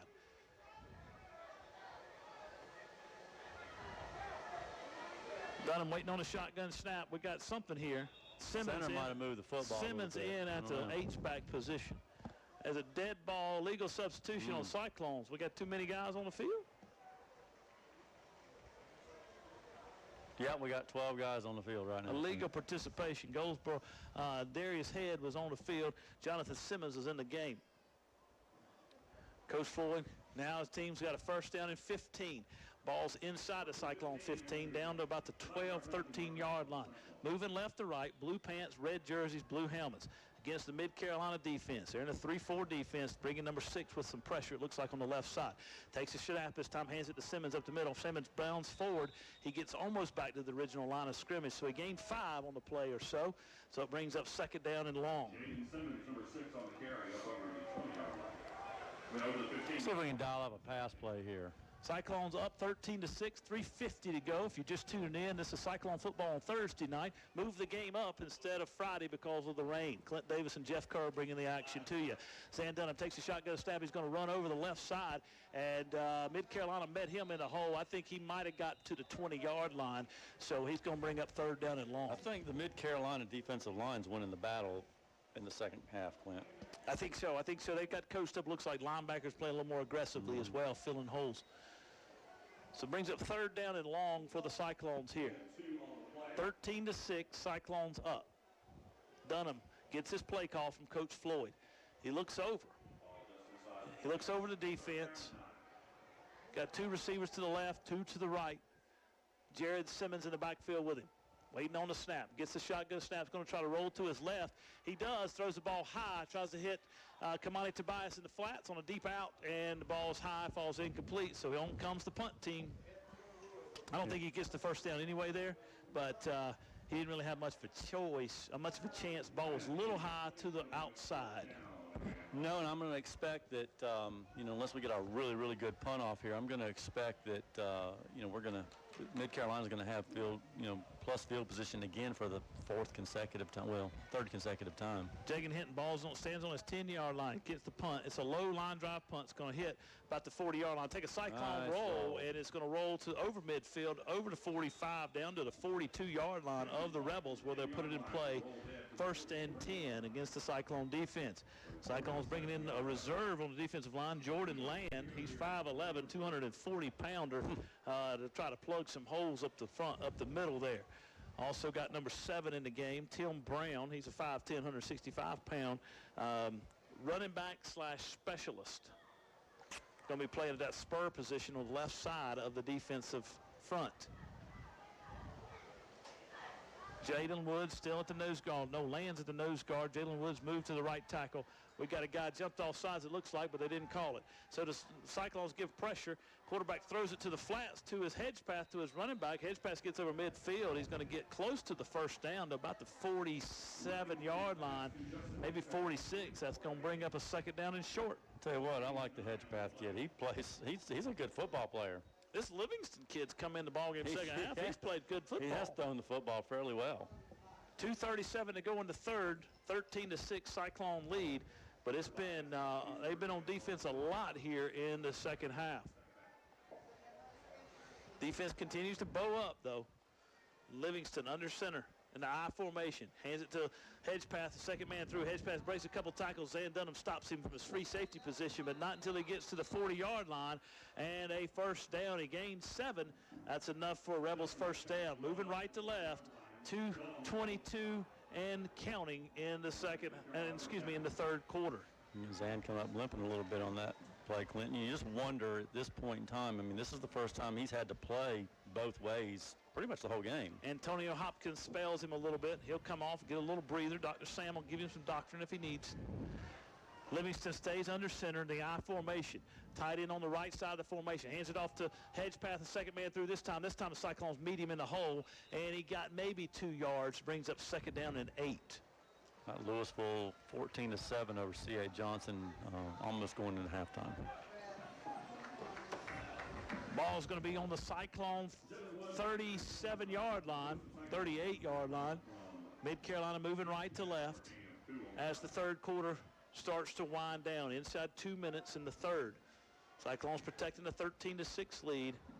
2 receivers from Mid-Carolina on the left side of the formation, tied in on the right side. Hands it off, everybody running left, and hands it off to Livingston. Cyclones come up and make the stop after he gained about 2 on the play. Got him up to the 35-yard line, where it'll be third down and 5 for the Rebels. I'm not so sure, Clinton, in this situation, it's 4-down territory. I don't think where their defense is playing right now, I wouldn't. I'd punt it right here. If you don't, and it's 4th down and 2 or so maybe, but if it was 4th down and 5, I don't know. Might would punt it. Their defense has been playing well. I need to watch out for the fullback here. Yeah, they hadn't run a dive all night. They hadn't run a dive, but I'm talking about him coming out of the backfield for a pass. Yeah, absolutely. Livingston got his play call. Ball's on the near hash. 39 seconds to go in the third. Sends man in motion from right to left. He's under center in the I formation, tied in on the left side of the offensive line. Cyclones bringing pressure, and they got back there. They're putting pressure on the quarterback. He's going to throw across the field, and the ball is caught. What a catch. It was not intended for him. It was thrown to the fullback over his head, but there to catch the ball for Mid-Carolina was Michael Lindler, a freshman tight end, sophomore, 6'1", 215-pounder. Cyclones gave pressure, and he just made a good catch. I tell you what, the fullback Bates was wide open. He just couldn't get the ball to him, but the ball was not intended for who caught it. Going to be the last play, I would imagine, of the third quarter here. Livingston under center. Ball's on the Cyclone 24-yard line. Hands it off to Hedgepath. Hedgepath gets hit in the hole and tackled there by the Tank, Octavian the Tank Mentor. So that's the end of the third quarter. The Cyclone's going to go into the fourth, up 13-6, but having to hold Mid-Carolina when we come back. This Cyclone football on WRBK.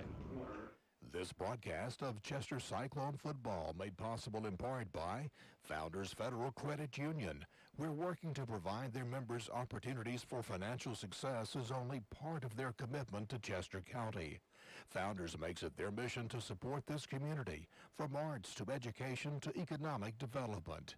Founders, committed to bettering lives by bettering communities. Member NCUA. Tonight's game's made possible in part by Joe's Towing and Wrecker Service. Joe's Towing and Wrecker Service is located 2581 Lancaster Road in Chester. They offer local and long-distance towing, heavy-duty towing, and service 24 hours a day, 7 days a week. Joe's also does big truck repair along with truck and tractor tire service. More information is available at 581-5720 or 385-8610. That's Joe's Towing and Wrecker Service. All right, back here after 3 quarters of play here on the opening night, 2020 football season. The Cyclones over the Rebels from Mid-Carolina 13-6. Been a good football game, well-played football game, well-executed football game by both ends of the Cyclones team on the defense and the offense, as well as for Mid-Carolina, Jeff. Yeah, it has been. I mean, both teams have had some penalties, that have been in some crucial situations, a couple of extend drives. But again, first game of the season and all the obstacles they've had to get to this point, I think both coaches, again, I said this earlier, have to be pleased. Absolutely. Absolutely. There's a lot to build on for both teams after this. For sure. Bad thing about it is a crucial game, right? Yeah. I mean, it's a reaching game to get started. Second down and long for Mid-Carolina here. Tight end's going to line up on the right side of the formation. That's number 30, Michael Lindler. Made a big catch a minute ago. In the I formation, quarterback play action pass, fakes the handoff. It's going to throw deep to the end zone. Cyclone's going to be there. Interception! Interception! Receiver fell down. Receiver fell down. The Mid-Carolina looks like a principal or something's wanting a penalty, but Kamani Tobias made a great play over there. Interception for the Cyclones. Excuse me, that was number 3 who made the interception. Andre Evans for the Chester Cyclones. What a huge defensive play, Jeff. Yeah, it was, and I don't particularly like the play call, to be honest with you. I mean, obviously they intercepted. It's easy to say that, but I don't particularly like the play call there. They've been having some success throwing these short little routes, doing some play action. Now Dunham brings his team to the line. 1st and 10 from the 20. Hands it off to Darius Head. Harry's going to try to bull his way forward. Going to get up to about the 24-yard line. Coach Floyd is he's notorious for trying to establish the run late in the game and wear guys down. Let's see if he can do that here. A long drive for the Cyclones and a score, Jeff, will be huge. One thing about it, the offense shouldn't be too tired. They haven't been on the field long, but then again, some of these guys have been playing both ways, so they are tired. Dunham in the shotgun formation. Got 2 receivers to the left side, 2 to the right. It's a counter play to Head. Head's going to get to the 25-yard line and maybe no farther, maybe up to the 26. Brings up 3rd down and 4 for the Cyclones.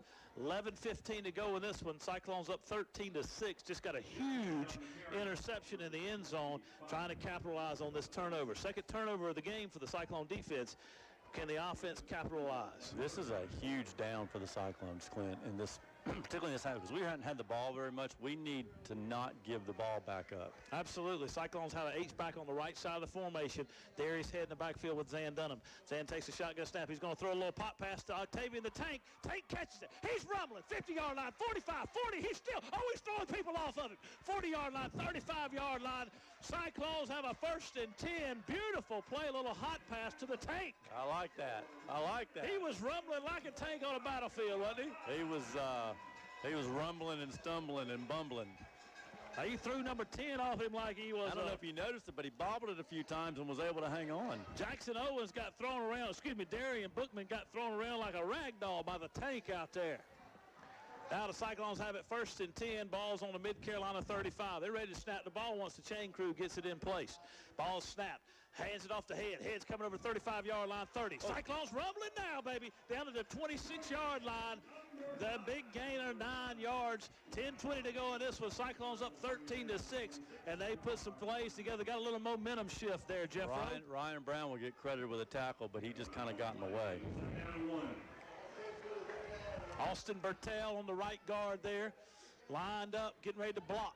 Takes a snap. Dan Dunham does, hands it off, and there goes Head right behind Austin. Austin blocking downfield. He gets to the 13-yard line, maybe 12. That's a first down for the Cyclones in the red zone here and start the fourth quarter. First down run. Shelton Brooks on the side for the Rebels.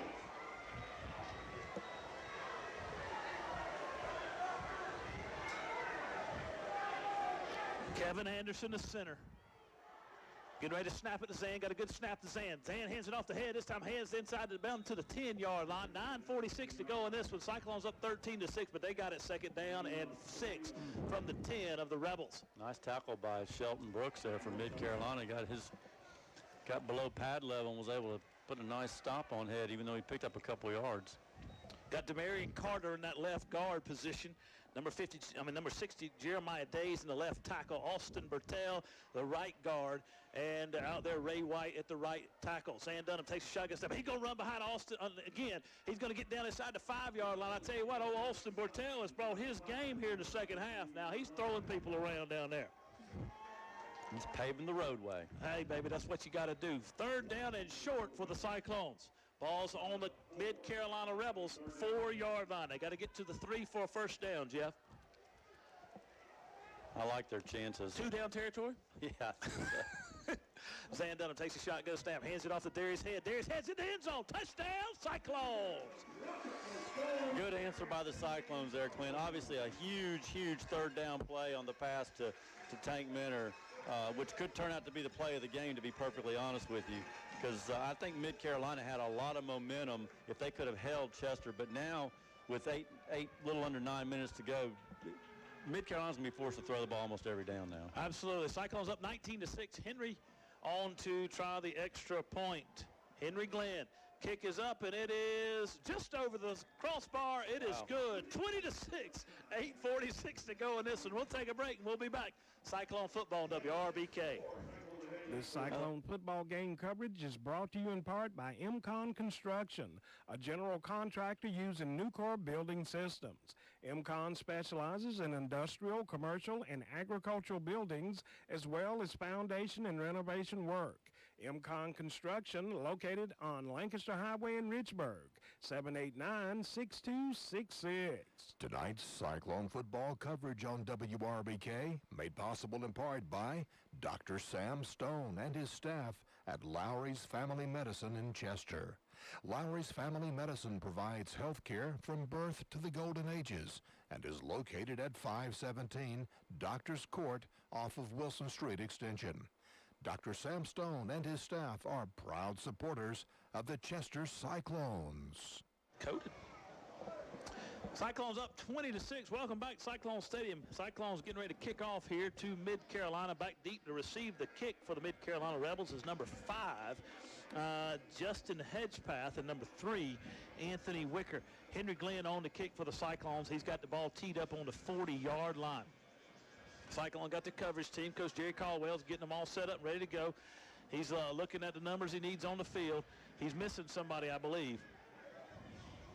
Darius Head's not on the field. After he scored a touchdown, he tried to give him a little drink of water. Coach Caldwell said, "Get out there, son." You know, Coach Floyd is number 1, who I wouldn't want after me, obviously. Caldwell was number 2. He's tough. I don't know if I'd fool with Caldwell. I remember his playing days. He was a really good football player and an even better student. Henry Glenn's got it teed up. Yeah, he went to Tech. He had to be. It's a high kick, end-over-end kick. It's going to be taken by Livingston at his 12-yard line, 15-yard line, 20. He's still up failing the wedge, and he's going to get hit in the hole there at the 30-yard line. Good stop in there by my main man, number 20, Javante Jackson. Javante is healthy this season. He was healthy in the state championship season, was not last year. We missed him too. Yeah, we really did, and he's such a great kid. Ball's on the 31-yard line of the Rebels as they're moving left to right, wearing white jerseys. You're just tuning in.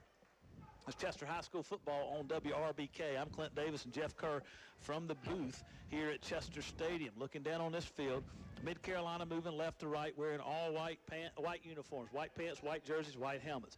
Quarterback's under center in the I formation. Hands it off to his running back, Wicker, up the middle. Wicker breaks free. He's got a couple guys. And Kamani Tobias dives for him and doesn't wrap him up, and Wicker's gone to the house. We got a football game. 69-yard touchdown run by Wicker up the middle, and Kamani just flat missed him. He dove at him and didn't wrap him up. Coach Floyd's letting him have it right now. Listen, that's a huge play. I mean, you're talking it took less than 10 seconds, and they're back in this football game. It's a one-possession football game again, and they didn't have to throw it. I know, 8:26 to go in the ball game. Cyclones up 20-12. Mid-Carolina brings their kicker on, number 41, Chapman. I'll tell you what, when old Chris Wicker got in the secondary, it was over. He could move. Wicker's got some speed. Wicker's got some speed.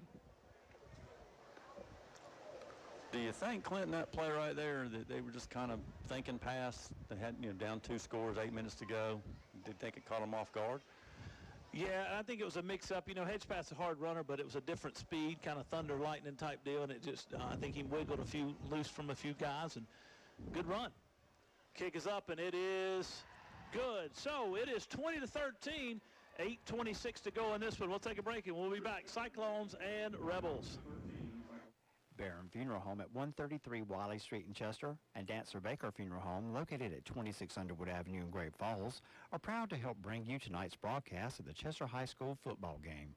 They wish the Cyclones great success this season.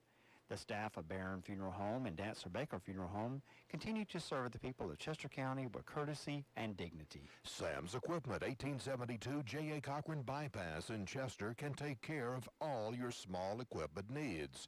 Sam's carries Hustler residential and commercial mowers, steel handheld equipment including trimmers, chainsaws, blowers, edgers, and accessories. Websites, hustlerturf.com and steelusa.com. 803-377-2122.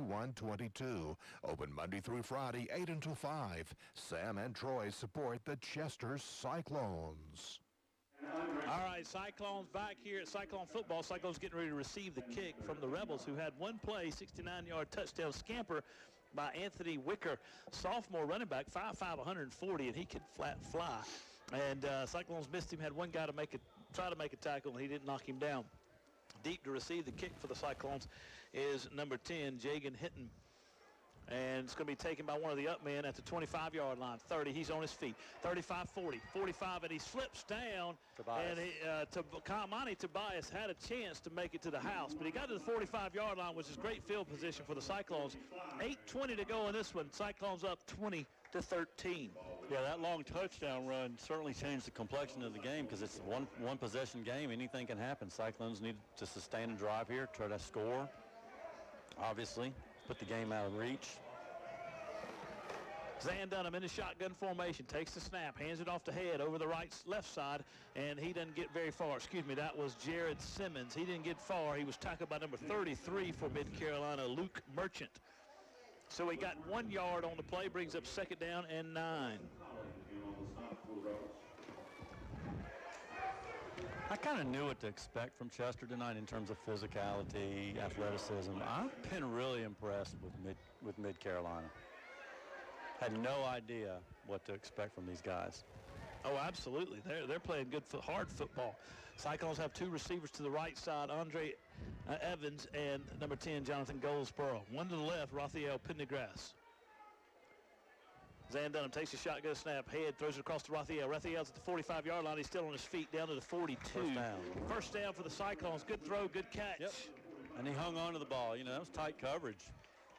Good throw by Zan. Speaking of looking the part, Raphael, he's a junior, but he is Raphael, he's 6'4", 175 pounds, but he's got if he can get some weight on that frame, he can do something. 6'4" guys that can run and catch are well thought of. Dunham takes a shotgun, hands it off to Head. Head pulls his way over the linebacker that time, over the 40-yard line, down to about the 42. Head just gets stronger as the night goes on. Luke Merchant, he got in the way. 2nd down and 6 for the Cyclones here, up 20-13 with 6 minutes and 54 seconds to go in this one. Cyclones moving right to left, 2nd down and 6, trying to add to their lead. Zan Dunham takes a shotgun snap, hands it off on a counter play to Head. Head's moving forward.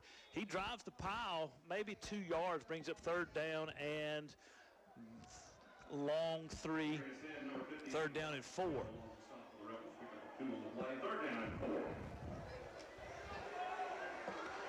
Cyclones going to add to it. I think it is one of those places, Jeff, where you call it a two-down territory for Coach Floyd for sure. Third down unless you go backwards here. Jonathan Goldsboro to the left side of the formation in the slot. Handoff this time up the middle to Head. Head breaks free from a tackle, but he does go backwards. He lost 3 yards on the play. Brings up 4th down and 5. 4th down and 6 for the Cyclones. I think you got to punt here, Clint. I just don't think you can afford to give them the ball, close to midfield. I think you got to punt and put the game in the hands of the defense. And Mid Carolina saw that one coming, I believe. Oh yeah.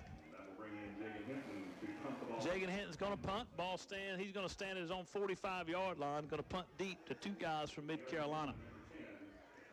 Octavian Minter is the long snapper. He got a good snap. Jagan got a good handle. Nice. Oh, this is a high spiraling kick. It's going to come down. It's going to hit at the inside the 5-yard line. It's going to take a Cyclone roll. They're going to stop it inside the 5 down to the 3. Beautiful punt by Jagan Hinton. What a time to dial that one up. 5:30 to go in this one. Cyclones are on defense up 20-13, but Mid Carolina's got to go 95 yards for a score. Keep them from having a breakout long run here. Be all right, won't we, Jeff? Absolutely. Make them earn it. Make them earn it. Cyclone defense on the field. Got Octavian Minter, the left tackle position. Nose guard is number 61, Jordan Land, and Kajarius Jackson on the right tackle position, the 3-down lineman. I formation, hands it off to Wimmer, and he is going to be tackled in the backfield by, looks like number 20. Is that Javante? Yeah, that is Javante nice Jackson. Play by Javante, getting the backfield. Excuse me, I said loss of 2. I said Wimmer, but it was Wicker. Maybe 1. Big touchdown run last time he touched the football. Jackson Livingston gets his play call from his coaches. Ball's inside the Rebels 5-yard line at the 4. 2nd down and 11. They're moving left to right. Ball's right in the middle of the middle of the field width-wise. Takes the snap under center, hands it off to Wicker. This time Wicker's going to be bottled up, I thought, but he broke free. Cyclone's going to hit him at the 10-yard line, 11-yard line, and drive him backwards. Ball was out, but they blew a whistle dead. So it brings up 3rd down and 5 for the Rebels. Cyclones had him about a yard deep. They did, and he made a nice cut to really, he got all that on his own, but it goes from 3rd and probably 8 to 3rd and 5. It's certainly manageable. 3rd down and 5. Says 4 on the board. 4:20 to go in this one, Jeff. I think I'm looking for the fullback to get a pass here. 20-13 Cyclones. 4:10, 4:09 left in this ball game. And there was movement by the left guard. Yep, sure did. Lift it up. Back him up 5 yards, making it on 3rd down and 9 for the Rebels. That was a good break for the Cyclones there. Yeah, it really was. Unfortunate for Mid Carolina. Cyclone defense looking over to Coach Caldwell, Coach Talkman to get their play call. Coach Talkman signaling it in. Zan Dunham in the free safety position. Tim Brown in the left spur. Jordan Bowser, who's had a great game at the left, inside the left backer.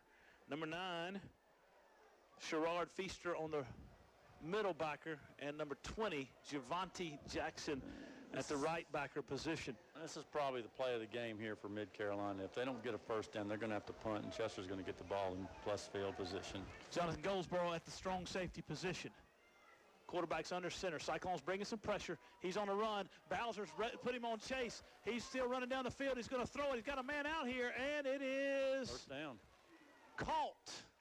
He got to the stick, stopped, and the Cyclones didn't get the pressure there, and he got right in front of his man. I believe the guy out there was Andre Evans, playing a little bit too far off, and quarterback Livingston was able to make a play. They haven't really missed a beat at the quarterback play, and I think this guy right here is a little faster than the guy. I mean, I think he has a more escapability, but that was a huge play for Mid Carolina. Yeah, Bowser about got to him, and he got free. 3:28 to go in this one. Cyclones up 20-13. Under center, hands it off to Wicker, his running back. He gets stopped in the hole by the Cyclones there, and it looks like he's going to lose a yard, maybe gets to the line of scrimmage, so it means maybe gained a half a yard. So it brings up 2nd down and long for the Rebels. Clock still ticking. 3:10, 3:09. By the time this one gets They put this ball in play. It'll be under 3 minutes to go in the ball game. Cyclones up 20-13. You know, they're going to have a little bit of sense of urgency. I mean, they're taking almost the full allotment of between plays, and that quarterback's running 20 yards every time he has to go get a play call. Livingston goes to the coach sideline to get the play call from the coaches. They're in the I formation. 2 receivers to the right side. Sends a man in motion from left to right now. He takes the snap under center, hands it off to Hedgepath. Hedgepath trying to string it out. Cyclones meet him in the hole and throw him down. And now we're going to get a 15-yarder on the Cyclones for a suplex. That's a legitimate call. I hate to say it, but that was well-deserved. That was a legitimate call. The whistle had been blown several times, and one of the Cyclone players had a suplex. Can't do that. 15-yard penalty, so it goes from being 3rd down and about 12 to bring 1st down and 10, and the ball's on the Rebels' 35-yard line or so. That's an unfortunate penalty right there for the Cyclones. Yeah, you got to know when to stop. And an avoidable one. Yes, and he'll be coached up about that. But you got to know when to stop. Coach Floyd's talking to him right now about it. I tell my children that all the time. Got to know when to stop. 2:34 to go. Cyclones just gave up a valuable 1st down. Ball's on the Rebels' 31-yard line, 32-yard line. They're moving left to right. 2:34 and ticking. Cyclones up 20-13. If you're just tuning in, Cyclone football. Javante Jackson coming on the blitz. They giving pressure to the quarterback. He gets free this time. He's looking downfield, and he's got a guy coming free. Cyclones going to intercept it. It is intercepted out there by number 7 for the Cyclones. Let's give Tim Brown some credit. Tim Brown called a lot of passes and won a Heisman, but he's right here tonight. Caught a big one. 3rd turnover for the Cyclone defense. Come off the field. I know. Wonder if the Cyclones, Tim Brown, will put the Heisman pose on them. And that's probably going to be the ball game, Clint. To be honest with you, as long as we can hold on to the football. They've got all 3 timeouts left. I mean, they're going to have to stop it, but they're not going to get much time on the clock. 2 minutes and 17 seconds to go. Great play by Tim Brown out there by the Cyclone defense. And that play was caused by the pressure up front, forced the quarterback out, and made him try to throw down the field, and Cyclones were there. They had about 4 guys who could have caught it. Tim caught it, came down with it. Big play. Zan Dunham in the shotgun formation, takes the shotgun snap, hands it off up the middle to Simmons. Simmons is going to lose a yard on the play, get hit in the hole, and he was tackled in there by number 33, Luke Merchant.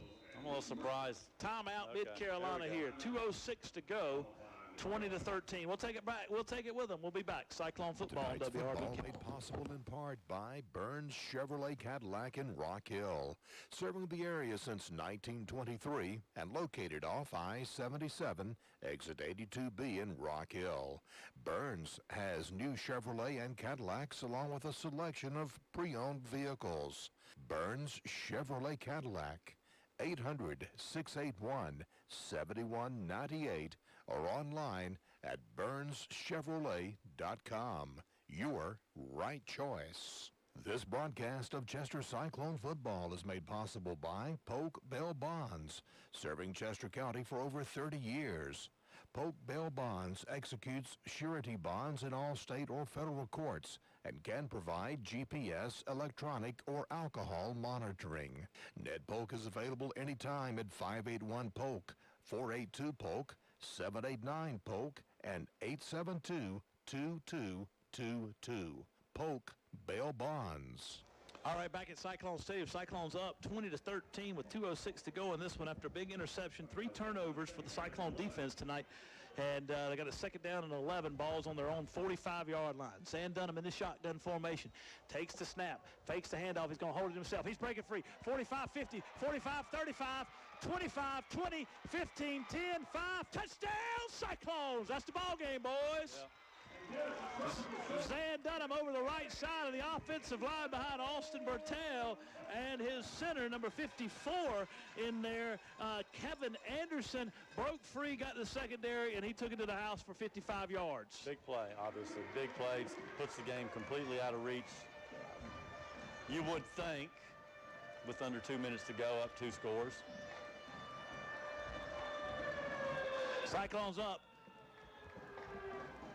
Looks like we got some kind of timeout for Chester here. 1:55 before they kick the extra point. 1:55 to go. Cyclones just scored on the Zan Dunham 55-yard touchdown run to put them up 13. waiting to see what Coach Floyd's got going on here. Just want to have a conversation with his guys about the way they lined up or something. He's talking to them. They're always coaching, always coaching. This is a great time to coach too, Jeff. Game absolutely. situation, first game of the season. And so I always saw something, wanted to call a timeout, talk to him a little bit about it. Tell you what, let's take a quick break and we'll be back.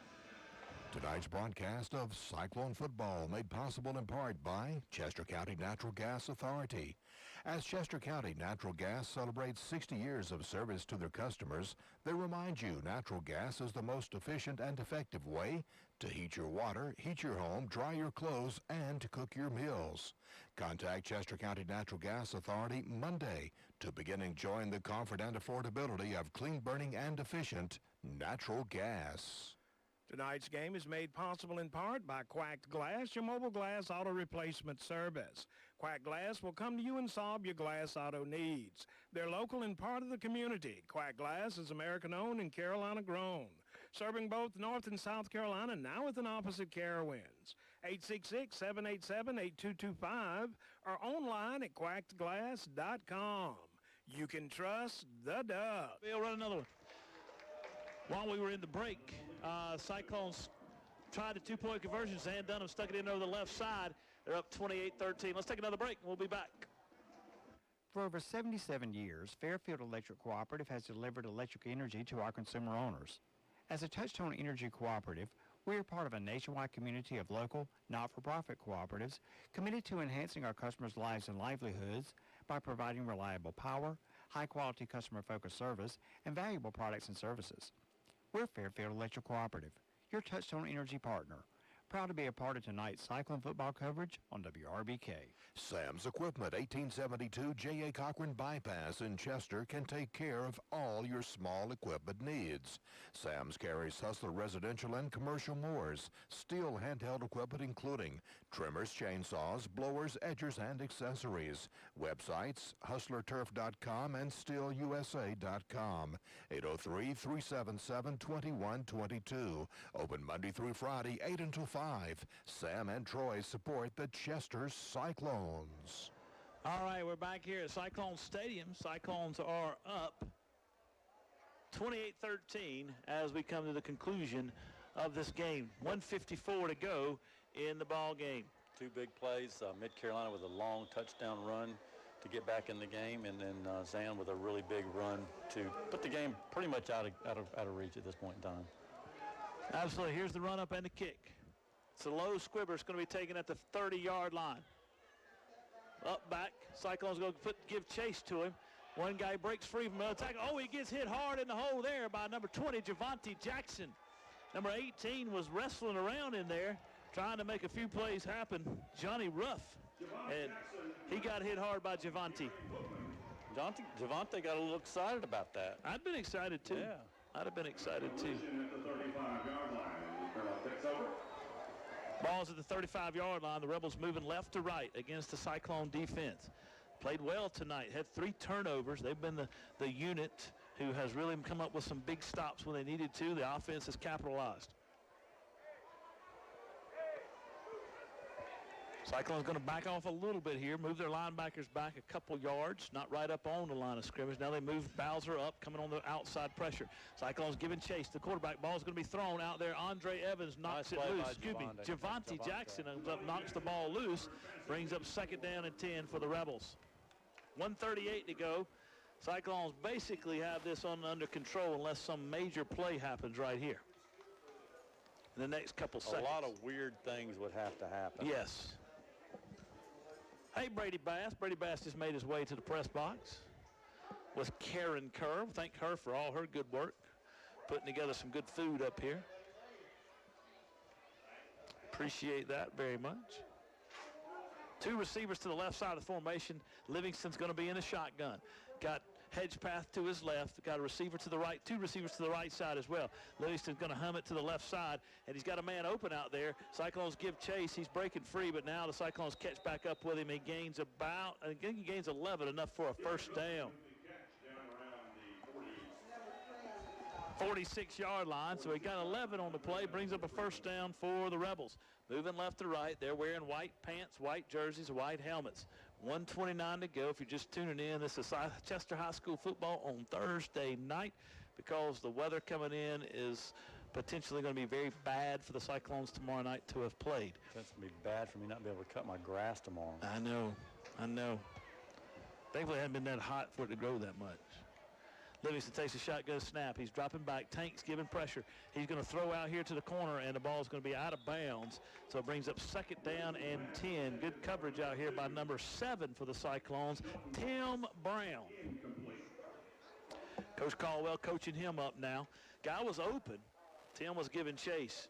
Zan Dunham from his free safety position was there to make a stop as well. Zan's played a good football game from the quarterback and the free safety position. Yeah, for the first time having to play both ways, extensive period. I remember playing defense much even last year. Right. 1:09 to go in this one. Cyclones up 28-13. Livingston for Mid-Carolina's in a shotgun formation. Got a running back hedge path to his right. 2 receivers to either side of the formation. Takes the snap. Cyclones giving chase. They got him in the backfield this time, and he goes down. He's inside the 40-yard line. I believe that tackle was made by number 21 for the Cyclones, Jalen Woods. Timeout. Rebels will take it with them. 1 minute to go. Cyclones up 28-13. Tonight's Chester Cyclone football game is made possible in part by First Citizens Bank. At First Citizens, we believe that banking is all about the people we serve, and we work hard every day to make sure our customers know how we feel. First Citizens Bank with offices in Richburg and Chester. That's First Citizen Bank, forever first. Tonight's Cyclone football coverage on WRBK made possible in part by Dr. Sam Stone and his staff at Lowry's Family Medicine in Chester. Lowry's Family Medicine provides health care from birth to the golden ages and is located at 517 Doctors Court off of Wilson Street Extension. Dr. Sam Stone and his staff are proud supporters of the Chester Cyclones. All right, we're back here at Cyclone Stadium. 1 minute to go in this ball game. Cyclones up 28-13. Livingston 3rd down and 16s in the shotgun formation. Cyclones bringing some pressure. Here comes Devontae off the side. Tank's giving chase. Livingston breaks free. Cyclones give chase. He throws it down the middle, and his receiver catches it at the 35-yard line. He gained 5 on the play. Brings up 4th down and 11. 49 seconds and counting. Cyclones going to win this ball game and go 1-0 on the season, 1-0 in the region, starting 2020 off well. Well-played game by both teams, Jeff, and well-played game by the Cyclones. Yeah, it has been. And look, I think Mid-Carolina's played a pretty good football game. It was just a couple big plays. Both teams made some mistakes to keep the other team in it. But, I mean, at the end of the day, I think Mid-Carolina's got a pretty good football team. I don't know how the rest of the season's going to play out for them. But I think they got a lot to build on. Absolutely they do. They call timeout here with 18 seconds to go, 28-13. Trailing the Cyclones. You're right. They got a good football team. They play hard. They play well. They're physical. They just got, Cyclones outmanned them tonight, had some big plays. I think Cyclones had more athletes, obviously, and was a better team tonight, but certainly Mid-Carolina played well, and this game was a ball game until the middle of the 4th quarter. It was a one-possession game. Until the interception in Zan's run. That's right, and that interception was a tough play for Mid-Carolina. We got to go back to it. I didn't really particularly like the play call, but I'm not calling the plays there. So I do think they've got some to build on. I think the Cyclones do. There's obviously room for improvement for both teams, but again, with all the things that both teams, all these kids have had to deal with in the last 6 or 7 months, 6 months, to come out here and just to be able to play and have fun, right? For sure. If I'm Mid-Carolina, I'm just happy to get out on. I want to win, but dang it, I'm just happy to get out on the field and play some football. Absolutely. This season's as much about playing and enjoying yourself and enjoying your company and enjoying the game as it is anything. Obviously, you want to win, but I mean, they're just out here exerting it, giving all they got, and a little bit of normalcy for them. Don't take it for granted, It's not a given. 4th down and 11 for Livingston in the shotgun. This is the last play of the game on the offense. Tank is giving him pressure, and he is sacked inside the 40-yard line. Tank took him down, and he is going to be sacked. That's the last play on offense for Mid-Carolina. The Cyclones will have to come on and take a knee in the victory formation one time to end this football game. Oh, that's going to be it. They ran the clock off. Cyclones didn't need to go out there. So we'll see what they do here tonight. I don't think they're able to shake hands. I didn't think they were either, but then again, I don't know. Cyclones aren't able to shake hands, which is a shame. That's why a number of the Cyclone players were tapping the guys from Mid-Carolina on the helmet after that last play, which I don't understand. We talked about this last week with Richard Wynn. They lined up, nodded their heads, and waved to each other. You're out here, you're playing football all game together. You're banging and you're slopping, slobber, and everything else, and then you can't shake a hand at the end of the game. Fist bump. I mean, I don't understand it. I get it. I don't understand that either. I mean, I'm all about precautions and stuff like that, but I mean, you've been playing football, knocking each other's heads for... Playing on top of one another. I mean, sweating. For 48 minutes. I don't think a fist bump's going to hurt you. I know. Not a hug's not going to hurt you. Right. All right, let's take a break, and we'll be back. Cyclones victorious 28-13 over the Rebels from Mid-Carolina High School. Tonight's broadcast of Chester Cyclone football is made possible in part by True Vista Communications, offering high-speed internet, cable television, telephone, wireless, and security services. More information is available on their website at truevista.net. True Vista Communications, with offices in Camden, Chester, Great Falls, Ridgeway, and Winnsboro. This Cyclone football game coverage is brought to you in part by MCON Construction, a general contractor using Nucor Building Systems. MCON specializes in industrial, commercial, and agricultural buildings, as well as foundation and renovation work. MCON Construction, located on Lancaster Highway in Richburg, 789-6266. All right, we're back here at Cyclone Stadium. Cyclones were victorious 28-13 over the Rebels from Mid-Carolina High School. Open the season 1-0, open the region 1-0. Got to be pleased if you're Coach Floyd. Got a lot to build from, obviously. Going to have to look at the tape and those kind of things, but certainly appreciate all that the Cyclones were able to do on the field tonight. And Jeff, what's your take? It was just good to be out here. Good to be back watching Chester play. You know, I think the fans enjoyed it. They got to see a very entertaining, we've talked about it before, well-played football game. If I'm Coach Floyd, I'm happy with the W. If I'm the coach at Mid-Carolina, I'm not happy that we lost, but I think they can take away a lot of positives from this game. And they certainly played that, you know, up until 7 minutes to go in the game, Clint, this was a one-score game. So, you know, we answered their big play with a big play with Zan's long touchdown run, and that kind of put it out of reach. But I'm encouraged. You know, I think throwing the football, I wanted to see how we would do tonight, and Zan certainly had a few misses, but he had some hits, and we dropped them. And I think we have to improve that area. We've got to catch some of those passes. We got to catch the good ones. Absolutely. Absolutely, and that's going to be something that will be worked on, I think, often in practice this week. So, yep. But I think, all in all, great performance for the Cyclones. Great way to start 2020, and thankful for the opportunity to be here, call this game, and to be able to have some normalcy. So you guys have a great weekend. Thank you so much for joining us. We'll be back on the radio next Friday night at 6:30. From Keenan High School down in the Columbia area. We'll have had plenty of barbecue to eat, so we might be a little lethargic to start, so you guys just bear with us. But until then, it's Clint Davis, Jeff Kerr. Thanks for joining us. Go Cyclones. Cyclones victorious 28-13. Tonight's game's made possible in part by Joe's Towing and Wrecker Service. Joe's Towing and Wrecker Service, located 2581 Lancaster Road in Chester. They offer local and long-distance towing, heavy-duty towing, and service 20